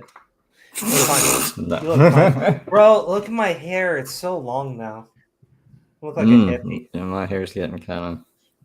Yeah, no, we're I gotta cut it. Totally the same, right? Fucking hell. Oh my goodness. Yo, you got a lot of hair now. Same shit. Yeah, no. It's the same. It's exactly the same. Dude. So what was this fight about? I don't know. No, they already settled their beef. You joined too late. Yeah. I joined too late. Too late. Yeah. You missed it. Now you gotta watch the replay. You have to watch the replay. Well, you're gonna clip it anyways. Yeah, I gotta clip everything. So, yeah. But no, Sen was supposed to play Call of Duty, and then I look in here, and he's yelling at Redsky, and you're not even here, Crow. And I'm like, what the fuck is going on? Oh yeah, no. I'm like, if they're gonna go off like that, I ain't fucking hopping in. Off. He's like, yeah, I'll go. I was smart there. I ain't fucking sick of. I ain't sick of her. And now we gotta settle the mood with fucking grooming allegations. Yeah. Okay. So we're this was the one accusation I thought Like, I think that this would be a total fucking game ender for her if she can prove that she sent him those messages. If she's got like any kind of acknowledgement from him that she sent the messages. I didn't go through the messages that were attached to when she says she sent the nude, though. Right? Okay. But I believe she's telling the truth only because the other things that she has said she can verify with screenshots. I want to check through this one because if she can prove it and she goes to the police, she's got a really clear-cut case against the guy. I think. I would believe so. But isn't this like 20 twitlongers that were made about this situation? Yeah, okay. So here's my problem with the 20 twitlongers, right? Again, every single twitlonger exists between these age ranges: 13 to 17, 14 to 18, 15 to 19. And then it stops because in 2019, he seems to just stop like flirting with girls online, right? When he goes to the age of 20, he seems to just stop all this because I didn't see any other twitlongers that showed any other screenshots. The ones that have screenshots all took place around 2018, 2017, 2018, 2019. That's pretty much when it occurs around. And then beyond that, it seems to just stop, right? There are some twitlongers, right? There are some other stories, but, and I need to be very clear when I say this, they are very short, provide very little details, and I honestly, it seems like someone just was making it up, right? Because it doesn't match the other stories that actually do provide evidence, right? The ages are completely off, right? And not just that, but I'll pull one up for you. I need you to see what I mean by it, right? Now, are you saying that the person being accused of being a groomer or whatever was a minor himself when he was doing this stuff? Well, okay, in this story, he's 17 years old. And yeah. So wait, how old is the other person? 13. 4 years apart. I mean, it's weird, but it's still not. It's dude, not, you know what? Like, you know what's so fucked up about this? Yeah. Isn't this kind of like the Pie Man shit? Okay. I'm getting vibes that. Like okay, the Pie Man show was a little bit different because he was 15 and she was 12. Yeah, he's 18. Yeah, or at least that's the. Well, okay. Here's the thing. No. There's like 3 different ages. Like he's talking to her for a long time, right? But he starts talking to her when she's 13 and he's 17, right? I mean, yeah, it's a little weird, but it's not like I would sit there and question it if a 13-year-old and a 17-year-old were talking to each other, right? Or even flirting with each other. I'd just be like, well, they're both teenagers, right? Next year, they'd both be in high school. But that's the thing. Next year, they're 14 and 18. Okay? Yeah. Now, here's our problem. In her story, she goes a little bit weird with the ages, right? She starts off with being 13, right? And then being 14 when he is 18 to 19, right? And then she goes 14 to 15 and goes 19 to 20. Wait, hold on a second. Why can't we get accurate ages? I don't know. People have birth dates, right? They're not like stupid. Okay, I don't know. They weren't born somewhere where they weren't getting birth certificates. I'm gonna be honest, right? Again, it sounds like this all takes place when they're about 4 years apart from each other. I don't think it was anything more than that. It sounds like they're legitimately 4 years apart from each other, though. So some people would take issue with that. I personally don't, because at the end of the day, if it could have existed between 14 and 18, it's okay, because those relationships exist in high school all the time, and nobody bats an eye to it. When did the 4-year age gap become a problem to you, Crow? Like 10 and 14, I think that's kind of fucked up. 10-year-old dating someone in high school. I don't think you go through. Do you go through puberty when you're 10? I don't think so. Then that would be a problem. We're not qualified to talk about this shit because we don't have a degree. That too. But I think if you're going through puberty, you're going to be interested in other people. There's no getting around that, right? Yeah. So look, I agree. Are there laws broken in this? Well, here's the part where I said this is the story I think is the most important, because regardless of what the age gap is, it's still a crime if a 14-year-old sent a nude to somebody and they received it and they're an adult, right? Mm-hmm. Because if he's 18, he is 100% an adult, right? Mm-hmm. And she's 14 years old. There's no law that would protect that, period. There's nothing there that would ever protect that from happening. Yeah. So it's completely illegal regardless of what the age gap is. That's why I said this is probably the most important story, because if she's got the evidence up for it, he's like, he's 100% guilty and he should be arrested, right? Because he admits that he like possessed CP. There's no getting around that. And then I'm sure that, you know, if they did investigate him, they heard about all this other shit going on, it might motivate them to really go after him. I don't know. I'm speculating. Like, oh my god. Yeah, I'm speculating. I really wish that we could just go back to like, you know, roasts on commentary, and we didn't have to be like little detectives like for this shit. Like, well, we don't have to be. I don't know who decided to cover this. I don't know. Like, bro. It sucks because we could ignore this shit. Okay, look. I wasn't going to come on to that. Well, it was making the rounds. That's probably like a lot of people are talking about it because, you know, they're saying like, he's got like 20 allegations come out. I have an important question. Was Augie and them talking about it? I don't know. I think Augie's still on vacation. Yeah. Why would I give up my vacation time to do shit, talk about shit like this? Like, frankly, so like the last time he talked about though, like these kinds of things, I think was it the Vex shit that he was talking about? Dude, there's been so many of them. I think he was talking about the Vex shit, and the problem with that is that so the people that came out with this first saw it as some big deal, but Augie didn't. So Augie made a tweet saying like he wasn't gonna get like upset about 2 high schoolers or whatever, and he summed it up as that, right? And so I don't know. He didn't like, and I think the age range was like 15 to 18, so that's just about 3, right? But like people will see it as a big deal. He didn't because it's, you know, high school shit. But like, I don't know. It's all subjective, I guess now. But Crow mentioned the legality of it, so.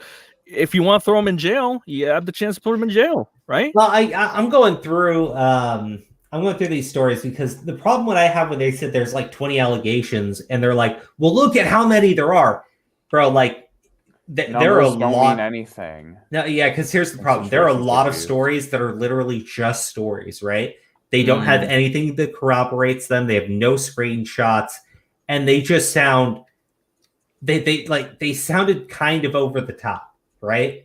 When she says she's 12 and he's currently trying to fuck her or something, I was like, no, I don't believe you. I'm sorry. Like that, that's what I mean, right? The worst stories, they don't have any evidence for. But there was like one thread that just like had everything. And you have a thread? To find it. Yeah. I'm trying to find the one that like posted all of the stories. I was going through it earlier.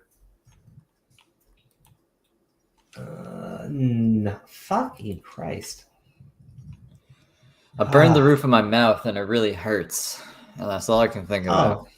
Base. That's unfortunate. That's base. Good job, Steve. I said base, not gay. No, yes, gay. Oh, very gay. Super gay. Well, okay, I can't find that original thread. Anyways, a lot more people are sharing the thread that we're going through, though. Because, like I said, this one looks like the worst story in here. Because you have something. One of the 20, right? This is one of the 20. This is one of the 20, right? Okay. This is one of the 20. Like, there's one in here that's just, like, over the top. It's just like, you're saying that he used to do this, and I'm telling you he's still doing it. I'm 12, and I'm like, oh, my God. It just sounded so fucking fake. Like, I couldn't. And it was one of the stories, and I'm like, bro, if like this is one of the 20, this like really discredits everything else. like I keep trying to like point that out to people. Don't fucking include shit that makes it look like you're full of shit, right? If you have, let's say let's say 19 of the stories are completely true, right? Completely true.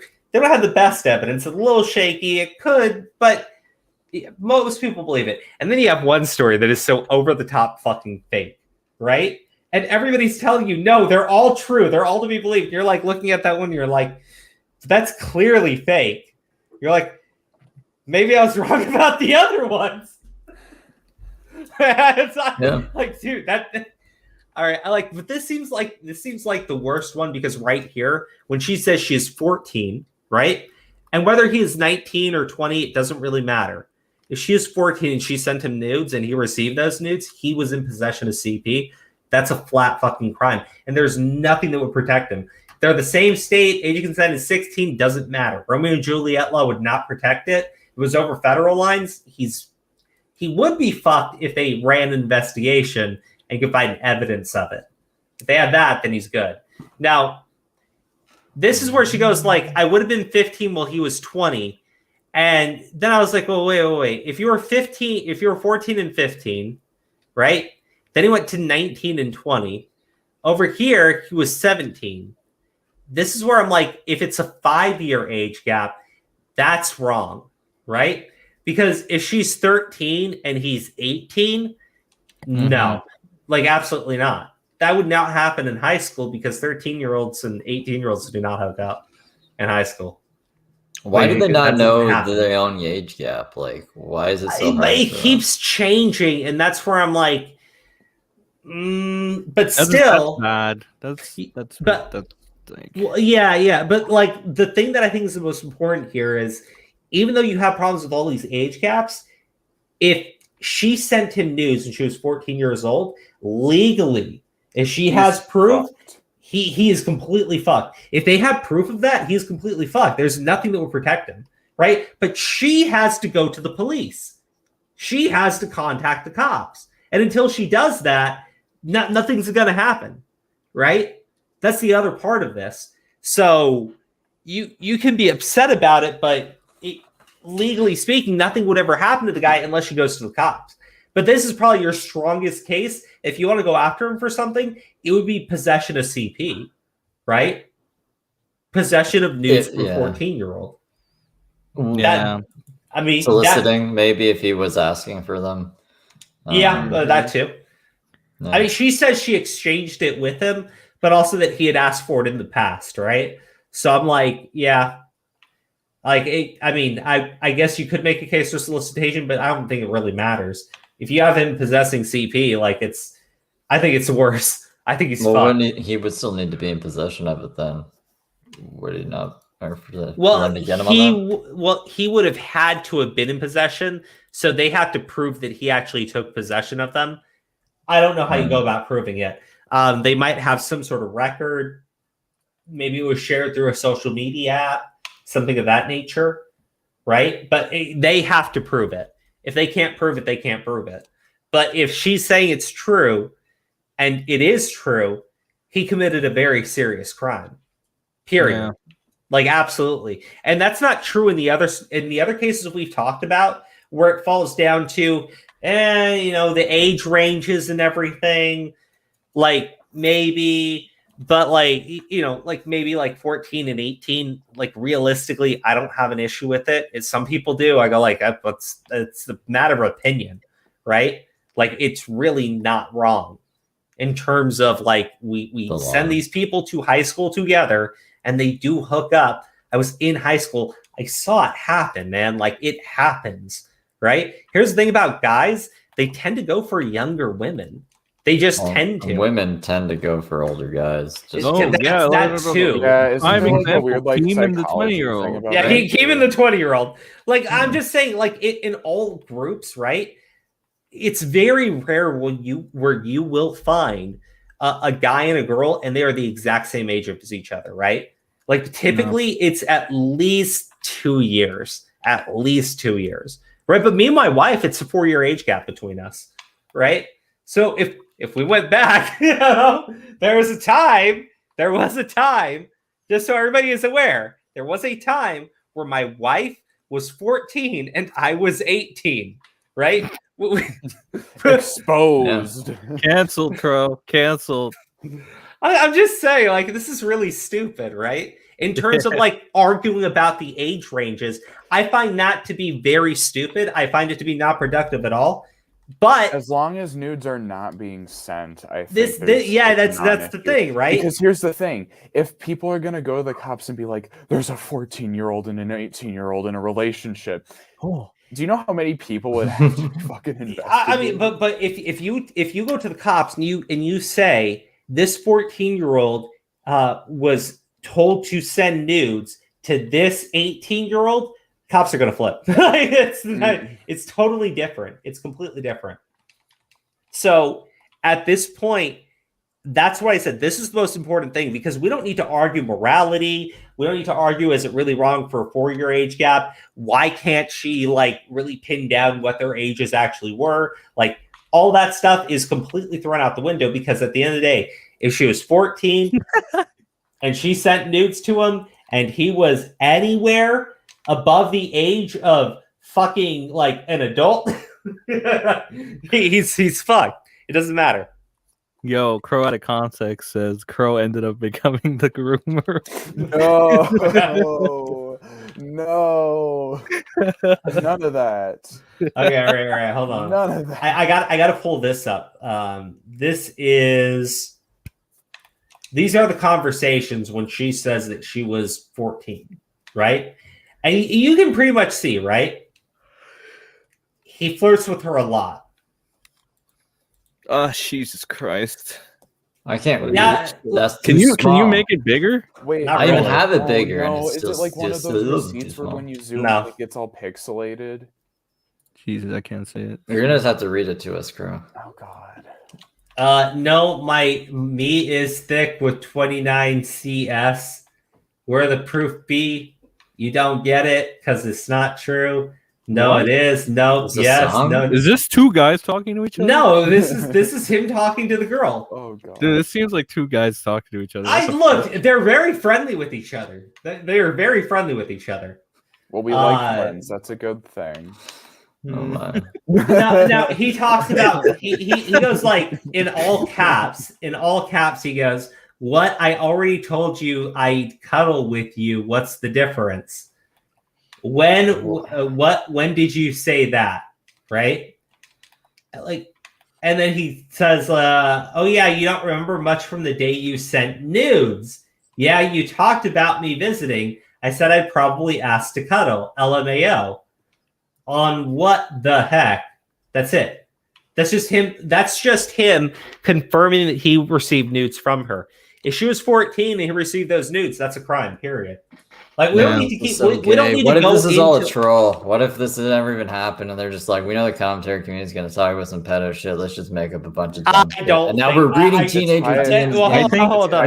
I think that's why big commentary doesn't talk about it. Yeah, Steve, look, if that's the case, somebody just openly admitted that they're a pedophile for a big fucking troll. We saw that happen already. Oh, we this saw month that with with somebody that, else. yeah. Oh, Glendon What? Cameron, Corporate Jesus, citizen. don't bring that motherfucker up. It's like a Okay. thing. It's like the new trend. Look, I'm just Pretend to saying. be pedo. That's not a good thing. Okay, look, the thing I found interesting about this Dunkin' Donuts. case, right? The thing I found interesting about this case, people are all on about, there are 20 stories. There's 20 stories. Oh my God, 20 stories, Steve. right? I went through every single one, right? Hold on. Guys, listen. I went through all What? of these stories. I want Redsky, some of that fucking Christ, Redsky. I'm trying to fucking talk. I want some of your soda. God damn it, dude. God damn. Okay, look. The thing I found interesting about this story, okay, is I went through all of them. Okay, all the ones that were posted that I was able to find. Every single one, you ran into one of two problems. The first problem you run into is the age range is 3 years to 4 years old, right? Which comes down to a morality question for most people. And the problem is it's not a decided question, okay? It doesn't mean anything, okay? The other problem, right, because this is the other problem that you would find, is they have no proof of anything that they are saying. No screenshots, no nothing that can corroborate, and nobody that can verify what they say is true, right? So really, you have one story that contains one element that is extremely fucking criminal. And that is an adult receiving nudes from a girl who is 14 years old. That is a crime. There's no way around it. Okay. There's no Romeo and Juliet law for like digital relationships. Nothing. She's too young. When we talk about these cases, 16. They have to be 16. She's too young. Okay. I can't. Yeah. I literally I can't think of any location in which that would be legal in the United States. Okay. I've gone through it. I checked. I always try to check it before I start talking about it. I couldn't find anything. And if you do have it, feel free to send it to me. More than happy to share it. I couldn't find anything that would defend their relationship as being legal. And that by that, I mean specifically him getting nudes from her. So he has committed a crime flat out. You don't need 20 fucking stories, of which 19 don't get you anywhere, right? If you want to like die on the hill of arguing the morality between a 13-year-old, a 14-year-old dating somebody who is 3 to 4 years older, I have no interest in doing that with you, right? 4-year age gap, I don't really care about. Yes, Steve has pointed out there would be some situations where 4 years is too much, 10 years and 14, but we're really not talking about that. We're talking about teenagers. Realistically, it's a stupid thing to talk about. But you have one story in here that contains hard evidence against this guy, right? Him acknowledging that he received nudes from somebody who is at this time 14 years old. Okay? It's completely criminal. There's no defense for it. Why are you talking about 20 fucking stories when you only need one? You only need one. And you have all these other stories that do not in any way help that other story out. If anything, they're distracting from the one story. That's what I find fascinating about this one. People are all talking about something that literally does nothing.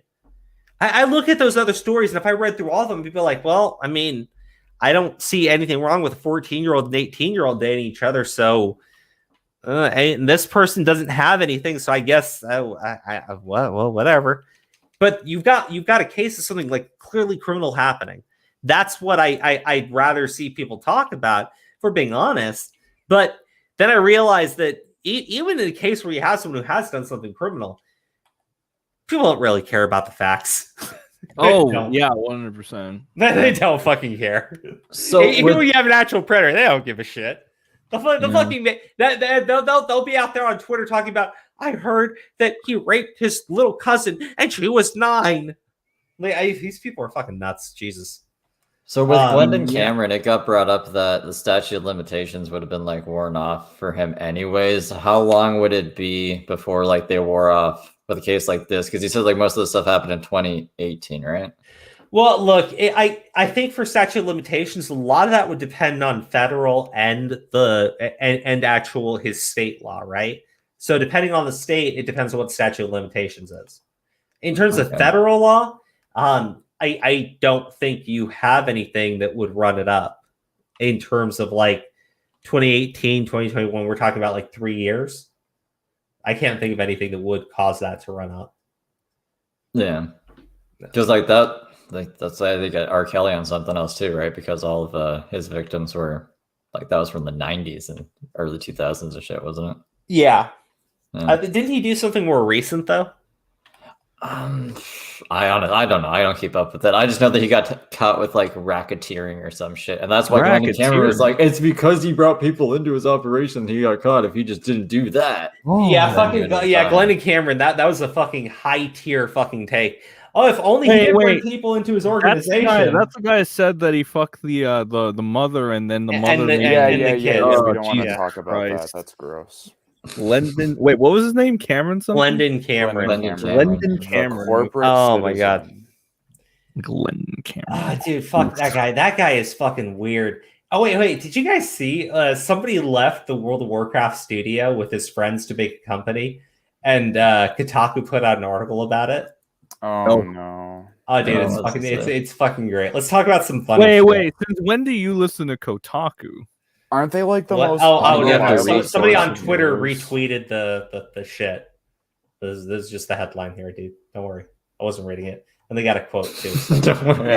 We read it on the stream because that'll be fun. It's a raw reaction. Former World of Warcraft dev starts studio where only female staffer is a dog. This guy goes to make a studio with his friends and his dog.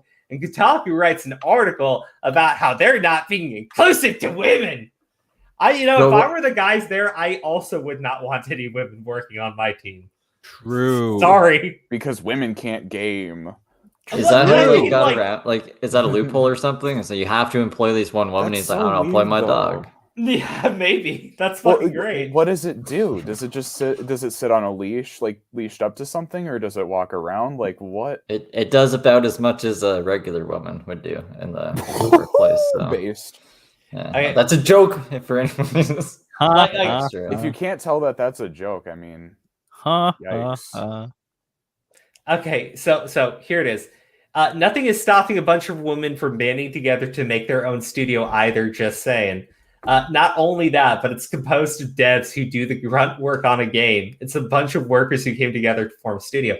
Like, okay, that's true, right? Like, if there was a game studio, right? And we all know that it would fail within the first 6 months. But if there was a game studio and they decided to make it with all women, right? It's all women, okay? No man is honestly going to fight to be on that team, right? No man is going to sit there and demand representation on that team. I can guarantee you of it because he would have to be fucking suicidal.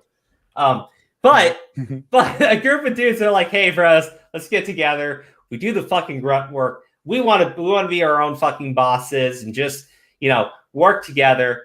And they go, why are there no women here? Like, why? Why do you want to? Like, no why are you obsessed with this? Business. Jesus!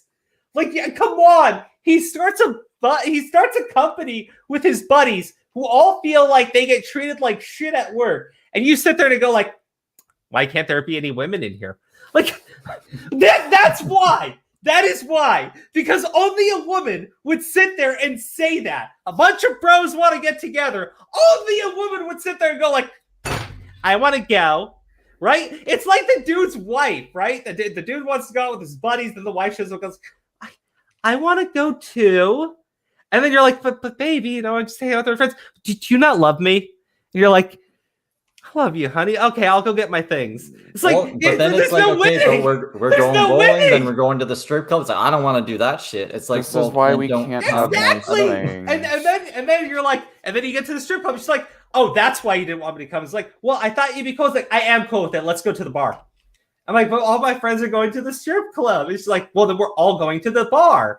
Like, you don't win these fights. It's unfair. And that's the thing, dude. Men don't want to be on the team with all the women, right? Because, look, man, it's not even a thing about, straight men or anything. Because even a gay guy is not going to want to sit down with a bunch of women for that long, extended period of time. Because women are fucking awful. Women hate being around other women. That's why they want to be around men. We're treading into dangerous territory now. I stand by everything I say on this show. Before you get in big trouble. Some women are terrible, just like some men are terrible. People are generally terrible. That's true. I stand behind that. Yeah. I know. To even things out a bit. Oh, you're all pussies. You're all afraid of the women. I ain't. Fuck it. No, I'm being Look.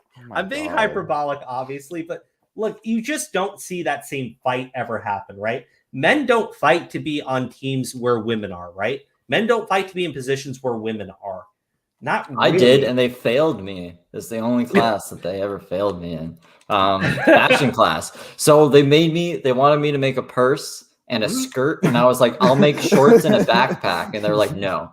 And I did it anyways, and they're like, you didn't follow instructions, you fail. And I'm like, oh, okay. Well, so that's the last time I'll ever do that. Fuck that shit. Hell yeah, if everybody followed instructions, the world would suck. Look. I'm just saying, most men don't fight to be in places where women tend to be. Right? Most men don't really want to unless do that. It's Omrecker, then he does. Well, yeah, he's like the guy He's the exception. Look, he can fight all he wants. He's never. 9 times out of 10, the men that fight the hardest. This is not a statement about trans people. I mean, like, you know, men. Oh my God, we're just getting more base. I know. I just want to be clear. Most men who fight to be in places where women are, they're really fucking creepy, and you really shouldn't allow them to be there anyways. Like, dude, like male feminist, people, male feminist, male predator, one in the same. 9 times out of 10, the male feminist and the male predator are the same guy. Jesus Christ. Yeah, so we're about to out a lot of people. Dave Chappelle is a feminist. Did you not watch this special? He totally is.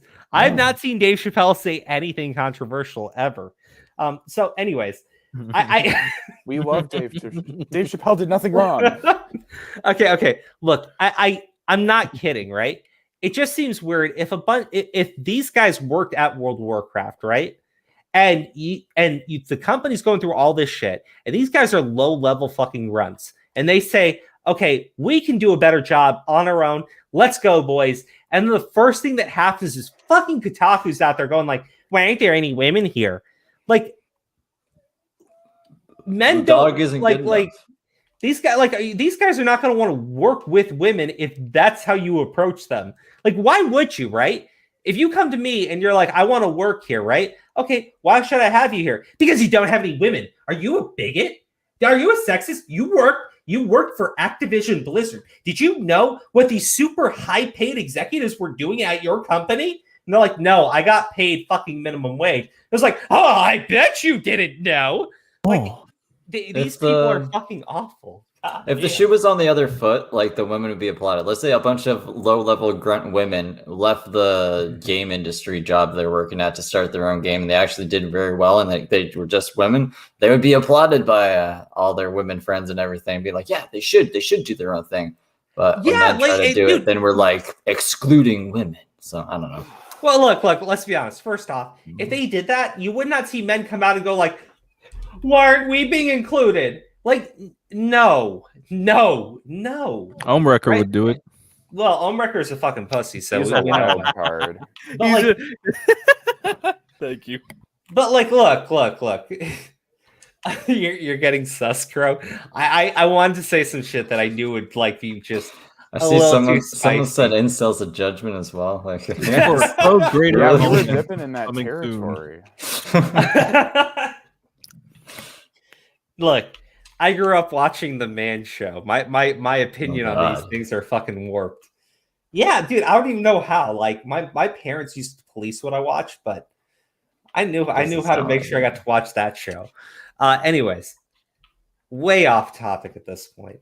But I personally, for me, it just seems like a shitty thing to do to write this article. These guys are not in any way involved in what is happening at that company, right? They're low-level fucking grunts. Why the fuck would you try to imply they used to work with Activision Blizzard? I can't believe they don't have better. Like, fucking Christ, man. That just seems so fucking below the belt. I don't even know how to fucking say it. Like, but if I were those people, right? No joke. And I'm working at that studio and I wanted to hire more women and I saw that article, I'd be like, whoa, bitches be crazy. I'm out. Fuck off. Right? I just want to keep it just my bros and nobody else gets to work here. Bros right? before hoes. And they put their applications in. They get upset that we're not hiring. I go like, well, you know what? I don't care. It's like, we could grow bigger. It's like, yeah, but then you have to hire crazy bitches. Not even worth it. Done. It all depends on their work ethic, honestly, and how much output they. If this bitch is like insane, does like lines of coke and eats whiskey for breakfast, but gets all of her work done and outperforms everyone else, she gets fucking employee of the month. I don't care. I don't care if she's a woman. Right? I don't care what her skin color is. I don't care what she does in her personal time. Steve, I'm talking about this company after they see an article like that, because now imagine this, right? You're this company and you hire one woman. Right? Because you're like, well, we need to bring in another woman just for diversity. We'll bring in more later, but we can hire one position. We'll bring one woman in, and that woman is a fucking drunk, and she's taking Percocets, and she's fucked up all the time, and she doesn't have good work ethic. And then you're like, well, we got to fire her. You're like, well, we can't. It's like, why? Because if we fire her, she's going to sue us because she's going to say it's discrimination. Like, I think diversity is silly. Why can't we have diversity in the NBA? Then if a man gets fired, he should be able to sue I'm just saying, if you know that there's going to be a company that will be on your ass from the day you open your fucking doors, right? Like you like, why would you risk working with a woman over another guy? Because the guy's not going to sue you for discrimination. If you're a bad employee and you have to fire him, right? You can't do that to the woman because Kotaku will write an article. Doesn't matter if what they're saying is true or false. People are just going to start calling you sexist. Yeah, that's the problem. It's not to say that they wouldn't find a really talented female employee. The problem is you're risking so much because if that employee's bad, you'll never be able to fire them. You'll never be able to fire them. It's too fucking risky. Yeah, I mean that's a good point. Well, so, like, one thing that got pointed out, and I if you work at a company, right, like a big corporation, and your boss is a guy and you're a female employee and you want him to mentor you, he's not going to do it, right? Like, why would he risk spending time one-on-one with a female employee? Why would Jordan you Peterson ever do made that? this point before. Well, But, I mean, he's not wrong. I don't know. I think there needs to be people who are going to break the stigma on both sides. So, like, if you're absolutely, and you actually see a woman that you think deserves her mentorship, and you know that she's not crazy, then mentor her, even if it's gonna look bad, because that's what you should do. And if you're a woman, maybe you shouldn't get behind all these other crazy women that are making women look crazy in general. Well, see, the thing is, I agree with you, but the problem is, as long as you still have those other crazy women there, and they keep doing that, why would you ever risk it, right? You're never going to have anyone have your back. You got to risk stuff sometimes to... look, here's the problem. You can say that, and you can be like, you have to do what's morally right. Majority of people are going to do what's easiest for them, not what's morally right. Like, that's the problem. Like, if you're a guy, right, and you have a wife, and you have kids, and you have a house, and a mortgage, and car payments, and everything, and you're like, well, I should do the morally righteous thing and put all of that in jeopardy so I can do the morally righteous. Bro, nobody's going to fucking make that decision. Like, nobody's going to do it. I don't know. If you are good at your job, if you actually have skills in the workplace and there's other companies that will hire you, I would want my kids to grow up in a world where they don't have to deal with this bullshit. So I would want to kind of so that's what I mean. Things if I could. When I see an article like this from Kotaku, I sit there and I say, that world that you see, that you want to get to, is like so far away from us because there's still websites like Kotaku out there that still fucking try to do this to people. Not just Kotaku, right? We see this happen all the fucking time. We'll never get to that place where people are actually understanding of each other because you have assholes like this that play dirty fucking games like this. True. Yeah. Anyways, I was hoping that wouldn't end on such a downer note. What did you want it to end? Well, let's see something funny. Okay, would that make you guys feel good? No, I suppose. No, you can try. Yeah, see, Kat's got there. As a woman, I want to be hired for my skills, not because I'm a woman. Oh my god! Sorry. I'll play in a second. What did Kat say? As a woman, I would want to be hired for my skills, not because. Yeah.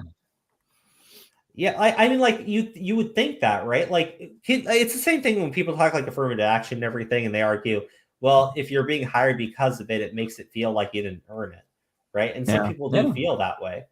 Like, you want people to feel like they earned what they accomplished, right? But if someone feels like they were handed it, it's like, well, I wasn't really the best for this position. It's not okay. It's like a pity. It's like a pity job. It's like you would never be good enough to actually get this position. Oh my God. So we'll just give it to you. Like, what the fuck is that? Speaking about pity job, did you hear this dude won a $10 million lawsuit? He straight up got fired from his job for being white.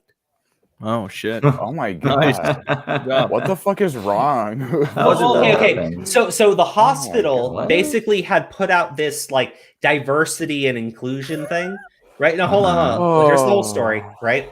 And they had this 5-year plan. The 5-year plan was going to see women and minorities take further positions within the company, right? And see, the problem was the hospital didn't have enough positions for those women and minorities. And they just decided, let's just start firing people, right? Oh, so my God. They fired like the top nurse or something. Well, so this is great. They fire him. They fire like 5 other people, right? And it's all around the same time. And when they fire him, they don't give him cause, right? Because he asked, like, was it because of my performance? And they go, no, your performance was great. It was exemplary. You went above and beyond. He goes, it wasn't because of that. But then they fired him. They said they fired him for one reason, right? But when they went to court, they couldn't prove anything that he said was false, right? Because he goes like, I had exemplary performance, great attendance, everything, right? And they're like, yes. And they're like, and nobody ever like had anything on the record for this guy? And they're like, no. And it's like, so why'd you fire him? Well, we fired him because people didn't like him. Receipts, please. And it's like, what? It's like what? It's like, wait, so you didn't fire him? Like, what was the cause? It's like, well, because this other woman that we promoted, he was basically making her do all of his jobs. It's like, okay, so was that ever reported to anybody? And they go like, what? It was really bad. It was really bad. The jury is like looking at it and they're like, what are the damages? $10 million. Like, dude, that's a fuck ton of money. That's a fuck ton of money. And then the hospital comes out and says, we're going to fight it and we're still committed to diversity and inclusion. And I'm like, you know, I'm looking at the other 5 employees who also got fired, who now have a lawsuit that they can reference when all 5 of them decide to sue you and point to the fact that the other guy got $10 million and they would like the same, please. I think this is just really ironic, though, too, because, like, think about it like this. So they wanted to take money and shit away from this white guy. They were like, no, we need to put this money towards minorities and other people. And they end up having to give him $10 million. Well, how many fucking minorities could you have hired with $10 million? Well, like, so the problem is, it's not that they want to hire a bunch of minorities. The problem is they need more minorities in positions of like management and everything, because they have a bunch of minorities. They all work at the bottom, right? And they're like, oh, we need more minorities up here to make it look like we're not a bunch of white people. That's how their mind is working. So when they look at it and they say, yeah, we got to pay this guy $10 million, but we had 2 minority hires. That's a whole 2 minority. In fact, we fired 5 other people and replaced each of them with 2 additional minorities. That means we fired 6 white people, which are bad, and we gave 12 minorities, which are amazing, and all it cost us was $10 million. Their brains are fucking rotten. Because they made a 5-year promise to have at least this number of minorities in positions of management. Well, when you make that promise, guess what that means? You have to start firing people because you didn't have the jobs to hire them into. You can't look, diversity is all fine and everything. Fuck it. It doesn't matter, right? What matters is when they go ahead and say, we want to promote diversity and we're going to give a 5-year deadline for it, you're going to have to fire people, right? Yep. No one's going to like just suddenly start retiring, right? Because you now need more jobs open. So they just started firing people. And now this company paid $10 million. Right? And they probably look at it and go like, insurance will cover it. We're fine. Mm-hmm. Because guess what? Insurance is going to cover it. They're fine. Yeah. There you go. It didn't matter.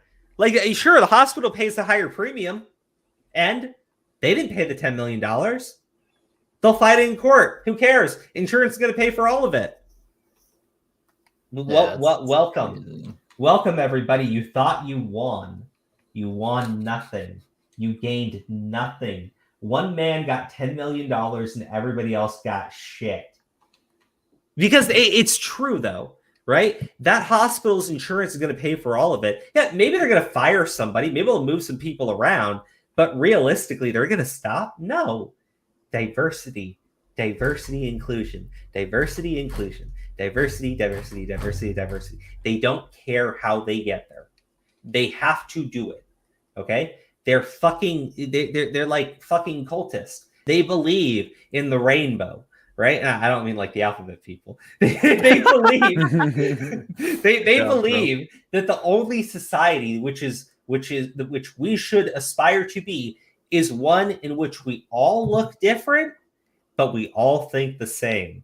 That's their goal. Nah, for Dude, real. that's their goal. They don't care. I ain't doing that shit. I'd rather kill myself than be a Well, part of that. okay, here's the problem. That's literally a cult. That's why they get so upset when you have a minority, which they really need, because again, too many white people, not enough minorities. That's why these people, when they see minorities like say things that they don't agree with, they fucking go at them so hard. Because those people upset them the most, right? That's why they start immediately throwing out the racial slurs. It's just how their brains work, right? The moment you question their ideology, they fucking snap, right? They can be all sweet and kind and everything, but the moment they see like a fucking black person saying, you know what? Look, man, I get some cops are bad, but I don't think all cops are bastards. They're like, what did that fucking say? It happened to Zoe Saldana with the Chris Pratt situation. Yeah. They called her like terrible things. Yeah, they don't give a shit. These people are racist as shit. So awful. Like, it's interesting to talk about for sure. But let's play something funny. This is a meme that got sent. I just wanted to play it. I think it'll be good. Santa Claus. Santa Claus. Aw, our first Christmas. What the fuck? I don't even understand what I I didn't get it either. Jesus. It was You Carson. didn't get it. It was Keemstar in a jail cell. I mean, like, I get it, but like, our first Christmas. It's like, what the fuck am I That's from watching? SpongeBob, Halloween. I think. Yeah, no, it is. Oh, is it? I think so. But still, why? Jesus Christ. I don't This know. was I don't weird. know. I guess it's like an anti-Keemstar kind of like. Keem and Carson. Well, like, idea let's be what it honest. was. Keemstar did put the spotlight on a lot of people like this year. So it was like Pyro, it was Carson. Did he do Dan from Game Grumps? I'm not sure. Hey, wait, guys, can I ask you a question? Last time, last year was Zap Time. What is everybody going for Halloween as? Mario. Nobody. I'm not going to anywhere for bed. Halloween. Yeah. I don't know. Maybe if you dress up as Captain Planet, I'll dress up as something. I'm not going as Captain Planet. I'm going as a Jedi because I already own the costume. And Oh my God, Crow! Jedi Captain Planet. We want to see you put the mask on. Oh, that's great. I don't. Oh, The mask, the paint, the face paint. the paint. Yeah. Yeah.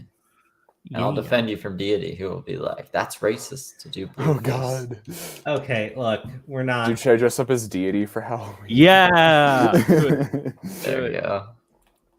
I'll dress up Okay, as, stop. Why do you want to dress up as deity for Halloween? I don't know. I just kind of said It's scary. Yeah, no, it's definitely scary. Spooky. Yeah. Who's scarier than deity? Well, Mr. M. Who is Mr. M? Jesus Christ. Is that Eminem? Is that what we're calling Eminem now? Mr. I'll tell M? you after. It's Well, Mr. you already know. Medicare. What do you mean, Steve? Dude, Steve. type it in private Alright. chat. I don't know who Okay, Mr. M is. All right, gentlemen, Mr. we are M. done for the stream. Okay, everybody, hands up. You did it. Amazing, good work, everybody. Steve, another great episode. Good job. Golf claps all around. Golf claps. Sen, thank you. And Redsky, please stop fighting with everybody. Come on. How do I? Mia. That's Hey. Mr. We're still M. alive, by the way. I know. Yeah, that was the Oh. point. Oh, okay. Yeah, don't worry. Oh, wait, hold on. Before we leave. Okay, before we leave, the Alec Baldwin shit. Okay, I wanted to talk to you guys about it. Yeah, that's a good point. You know what the fucking okay? Look, I highly doubt they will actually press charges, but the DA fell out said that they're still looking into criminal charges against Alec Baldwin. They haven't taken it off the table. And What about the chickie who gave him the gun who was like practicing firing at beer bottles before? Well, Crow. Okay, no, hold on. Guys, here's what you need to understand. The crew, not just the armor, the crew was being allowed to use the weapons for target practice, right? With live ammunition. With live ammunition, right? you saw Which it, well, Yellow hold Flash on. Yeah, well, I'll go into it because I didn't see it. But like I did my video on it and someone got like really mad that I said I called him criminally negligent. I'm like, he absolutely is. It's not just that he's the shooter. He's the producer who hired these people, right? It's his fucking set. right? Ooh, I don't know. So this guy, right? He has proper firearms training. He is not like, look, this would be different if this was like a 20-year-old actor and it's his first time handling a firearm. Alec Baldwin has been handling firearms on film sets since like the 80s, right? He has almost like 40 fucking years of experience handling firearms when he is on a set. He knows that he needs to check the gun and see if it is loaded or not. That's basic. You are supposed to do that. He didn't do it, right? So here's the other problem. He was handed the gun and was told the gun was cold, okay? And so people are going like, well, it's not his fault. Okay, shut up. First off, he's the producer. He knows proper training tells him to check and see if it's loaded, period. Doesn't matter what someone says. But also, less than a week prior, a stunt double was handed a gun, told it was cold, fired it, and discharged 2 bullets. Oh. So Alec, here's the other thing. That very same day, because maybe someone wants to go like, well, Alec Baldwin, maybe he didn't know because he's so grossly fucking negligent and so goddamn stupid. He just really had no clue what was going on in his own fucking set. Well, okay, small problem with that. That very fucking day, the crew walked off the set over the previous shooting that it just went down.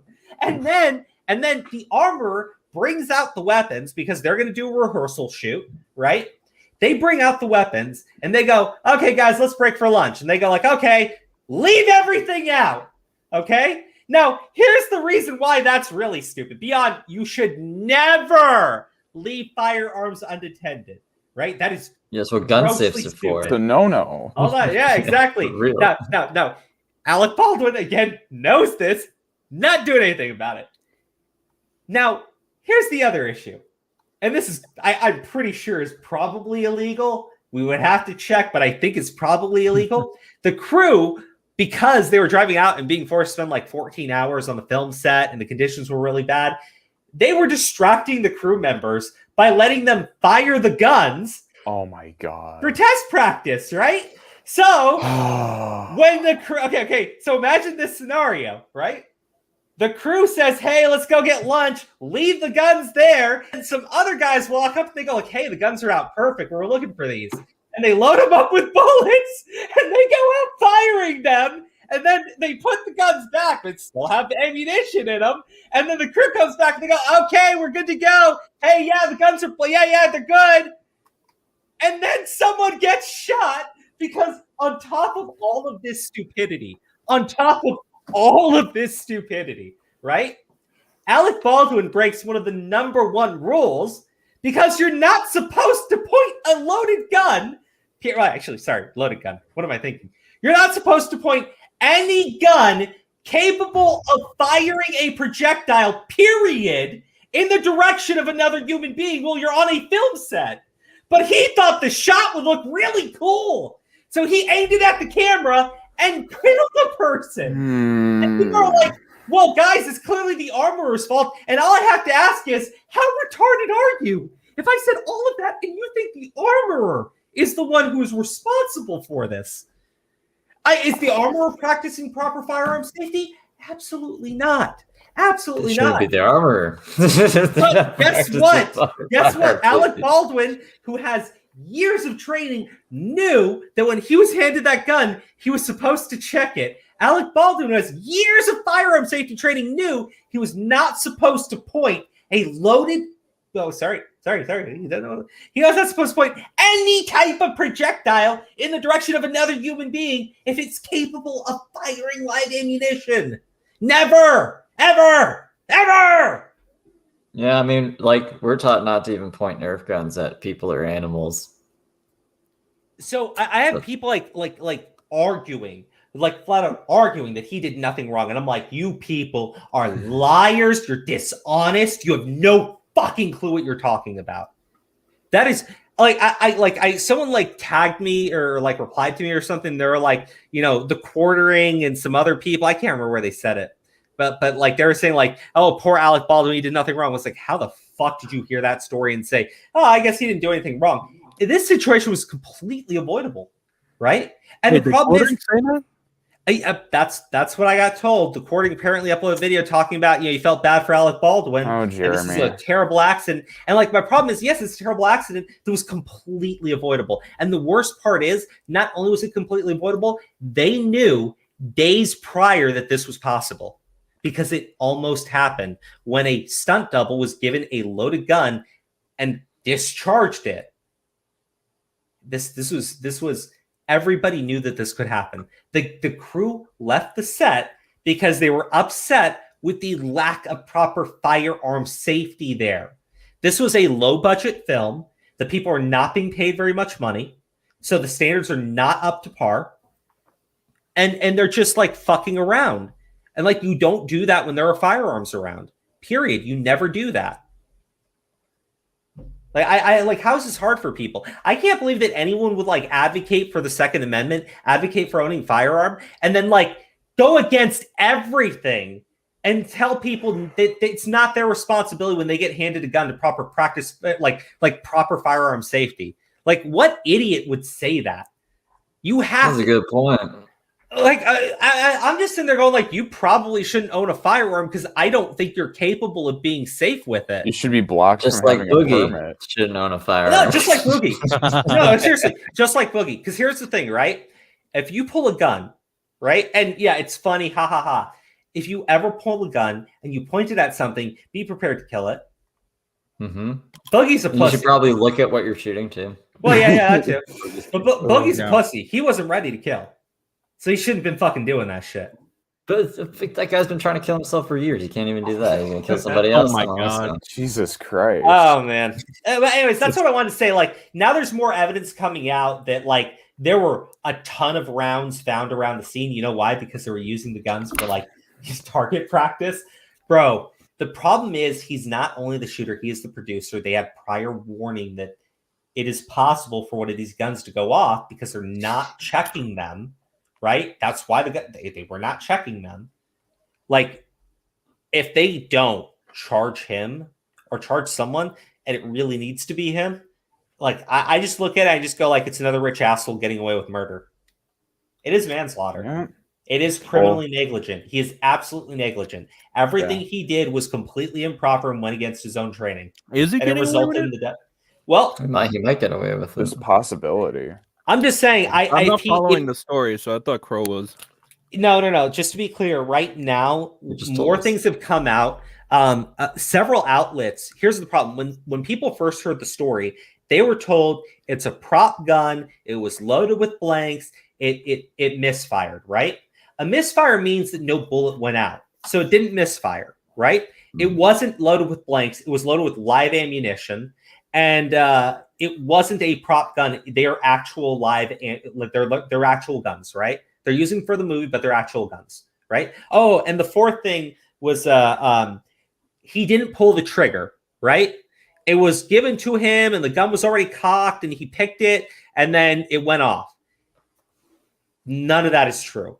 He was given a loaded gun. He didn't check it. They knew a few days ago that this had already happened. It results in someone's death. Multiple outlets are now saying that it sounds like manslaughter, that it sounds like he committed a crime, right? Because originally when they started talking about it, they thought that this was all an accident. Now they're looking and they're like, whoa, right? The fucking DA is saying that they're not going to dismiss filing charges against him, which is pretty impressive because Santa Fe is like a heavy blue district and Alec Baldwin is a political activist on top of being an actor, right? So the fact that she's, to my understanding, is still considering going against him, like going and filing charges against him, it means that she's probably thinking that she's got a pretty solid case. Because otherwise, you're gonna bring somebody in and charge him with a crime where he is probably really well liked. Alec Baldwin? Yeah. Oh hell yeah, he's liked by a lot of people. Yeah. But I mean, specifically, also, he's a political activist, and you're going to take him to a really blue area and charge him with a gun crime. Like, yeah. Like, it's, you need some hard evidence. But the thing is, I think it exists, right? You can't argue that he was doing anything safe. Everything there was negligent. Everything there was negligent. Not just that, but like the conditions that they had the crew working in, they wanted them driving something like 3 hours a day on top of working 13-hour shifts rather than just paying to put them up at hotels nearby the set, right? It's horrible fucking conditions. Like the crew members were saying that they were terrified they were going to fall asleep on the road. And I'm sitting there going like, yeah, you will, because I've worked jobs like that. It's not easy to stay awake. Yeah, Alec Baldwin seems like an asshole all around on top of a murderer. It sounds like Alec Baldwin was working on a really low budget set, which he's probably not used to doing, or probably hasn't done that in a while. And the set's already run into problems before. He's had to take people in and pay them not a bunch of money, so they're not happy, and he's forcing them to work really long hours. And they were filming the ending of the film, so I guess that it was like they've been at it for a while, right? So already tensions are really hot. It makes sense, right? The people that are getting there are exhausted. They're working long hours, so they stop following proper safety protocols, right? Alec Baldwin, he knows what he's supposed to do, but he's out there in the fucking heat all day, and he's getting frustrated. The crew's upset. They're walking off. They're blaming him. Like, it makes sense. An accident is going to happen in those conditions, right? Everyone is human. We all forget that sometimes, but look, we're all fucking human. These are very human conditions to have a fucking break-in, right? The problem is when that happens, when the gun already goes off, and days later you did nothing to ensure it wouldn't happen again, it's so grossly fucking negligent. The fact that you were allowing people to just do fucking target practice, you're going to blame your armorer for that? You run the fucking set, you idiot. You fucking donut man. Well, this isn't the first time it's happened either. Like, this happened on The Crow. What's-his-face died on The Crow. Well, the Crow thing is completely different. But because that wasn't a live ammunition, that was actually like a blank. It was blank. So what happened was they used these improperly made dummy rounds that I guess were supposed to like go off and like smoke and everything to make it look like the gun had fired, but they weren't made properly, and one of the rounds that got fired lodged into the chamber. Right? Well, the next round up is the blank. So when it fires off the blank, there's a little piece, a little tiny fragment that's loaded into the chamber now. Right? Right. So when it comes out, so when he fires the blank, it's gonna shoot the projectile with it. Yeah, the force of the blank popping there caused the projectile, that little chunk, to just go shooting out, and that's what killed Brandon Lee. Right? They weren't fucking around with live ammunition on set. Yeah. Well, but that's what I mean, though. So even in safe conditions, something like this still happened, and exactly. Then you get this situation where, like you said, even days prior, something fucking bad happens. They're like, "Oh, maybe we don't want another Brandon Lee in our hands," and then nothing. Well, after the death of Brandon Lee, to my understanding, they had made changes to how you handle guns when they're on a set, right? Because one of the things about checking the load is if they had checked after they had fired the dummy rounds, they would have noticed there was a fragment stuck in the chamber or stuck in the actual like barrel, right? So that's what they should have been doing on this movie set. And like the reason I bring up Brandon Lee is like it's because it's not like something like this has never happened in film before. Like it's not like, so they should have been extra careful. It's not like this is the first time this has happened. Like when we talk about like a gun accidentally going off on a film set, normally people think the gun was like an improperly made prop. Something happened like with an improperly made round. Maybe it was set to like have a special effect, and something happened with like the Brandon Lee situation, right? Because literally what happened there. This is none of that. This is a live gun. This is not a prop. This was not made for this movie specifically. It is literally an actual gun, right? And they loaded actual live ammunition into that gun regularly because they were using it for target practice. The cops went to the film set and they found like ammo all over the place. Yeah, that's okay. So why? I don't even understand why they needed live rounds at all.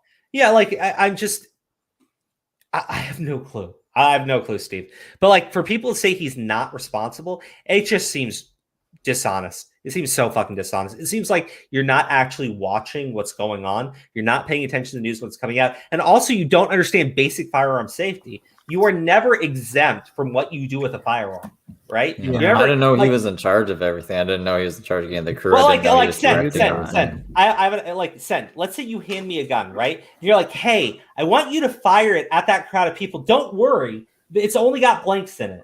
And I'm like, why am I going to do that? And you're like, because it will be funny. It will scare them. They'll all go running. It'll be hilarious. Yeah. I'm filming it. It's going to get great laughs. We'll put it on YouTube, and people think we're legends. So I'm like, bro, that's an amazing idea. And and you give me the gun. I'm like, you're sure? It's only blanks in here. And you go like, yeah. I'm like, okay, good. I'm going to do it. And I point the gun and I shoot it, and you load it up with live ammo. God, that's so fucked up, but it's kind of funny at the same time. Guess what, son? I'm responsible too. Yeah. So like, so fucking. Whoever fucking says that, I swear to God, dude. I'm just saying, like, look, you're responsible if you knowingly loaded it with live ammo, but you could have just said, bro, what do you mean? Those are blanks. I'd be like, what do you mean? It's like, no, those are actual bullets. You're like, oh, I thought those were blanks. Why didn't you tell me, Crow? Like, this is what I mean. True. You have the gun. You are responsible. They act like if someone tells you something and you act on it and it turns out they lied to you, you're completely exempt if you murder someone. And I'm like, what fucking planet do you fuckers live on? Just a like prank, that is bro. not the way the law works. God damn, dude. All right, sorry. I had to talk about that fucking Baldwin thing. I was pissed that people really were arguing with me. Well, like, a lot of people like Alec Baldwin, no? Dude, I don't care. 30 Rock, yeah, I get it, but like at the end of the day, that's probably why they're so honest. Like. That's probably why they're like so divisive against like condemning him the way you are. My Boss Baby 2, right? Now there's not going to be a Boss Baby 3, so who cares? Well, yeah, look, Boss Baby made slaughtered a bitch. Look, I'm just saying, right? If you are going to ever speak about gun issues, right? And you commented on this case, you said Alec Baldwin had no responsibility in this. You should not be speaking in either direction. I don't want you supporting fucking gun rights if you're that fucking irresponsible with the weapon. Because all that tells me is I'm gonna have some asshole supporting fucking gun rights is gonna go out there and act like fucking Rambo because you don't know what you're fucking doing. Like it's like fucking Boogie, right? Oh, this guy showed up outside my house. Let me get my gun. I'm like, dude, you have to be prepared to use it, and he fucking wasn't, right? Do I care if the guy got shot? Absolutely not. I don't. He like trespassed on his property, fine. But like, dude, you're like holding it in the air, like, I don't want to do this. Like, specifically states in Castle Doctrine the front porch isn't applicable to that. Like, you needed to wait for him to break down the door for that to apply. So I don't know. I think Boogie might be looking at something, at least a fine. You know what? Then fine. Then he should, because he needs to know what the law is where he is at too, right? You need to know these things. You need to know these things. He didn't, and he acted very unsafe. Like, here's the thing: like when you're like, you're holding a gun and you're pointing it, and you're not looking at your target. The fuck is wrong with you? A residential neighborhood, bro. Like, can you imagine houses across the street? Can you imagine what Boogie's like sitting there having this little fucking emotional panic attack? Like some little kid like runs up and is like, "Hey, mister," they're saying, and he's like, "I'm gonna do it," and he fires the gun. I'm gonna. In another timeline, that happened. And Boogie's in jail right now. Yeah. Like, I'm just saying, like, I get I'm being a little ridiculous, but this is the thing: these things can happen. As stupid as they sound. People have been shot by like ricochets that have like flown wildly. There have been situations where someone has like fired a gun like in the air, right? And when the gun came down, it went through someone's window and it hit them when they were sleeping in their bed, right? These things do happen. They sound it sounds crazy, but they do happen, and it's always because somebody is acting very, very improperly with a firearm. So like, I'm not going to respect anybody who says, I'm worried about Alec Baldwin. I do like Alec Baldwin. I don't think he should go to prison because he did nothing wrong, right? Like, you can think that Alec Baldwin shouldn't go to prison. That's a different argument. I personally think, yes, someone did die. He was grossly negligent. Well, I don't think sending him to prison would change anything, and I don't think it stops him from doing it again. Well, I mean, technically would because he's in the cage. Yeah, like, I think that he should probably pay like a massive fine and some sort of civil penalty to that family, right? And acknowledge that he acted improperly with a firearm and never hold one on a set again because he cannot be trusted with one. Like, period. I like that. That I'd be totally okay with. That I would be totally okay with. Jesus. Yeah. Anyways, guys, that's it for the stream. I appreciate y'all being here with us. Boss Baby 3 is shit. Nobody wants to see it.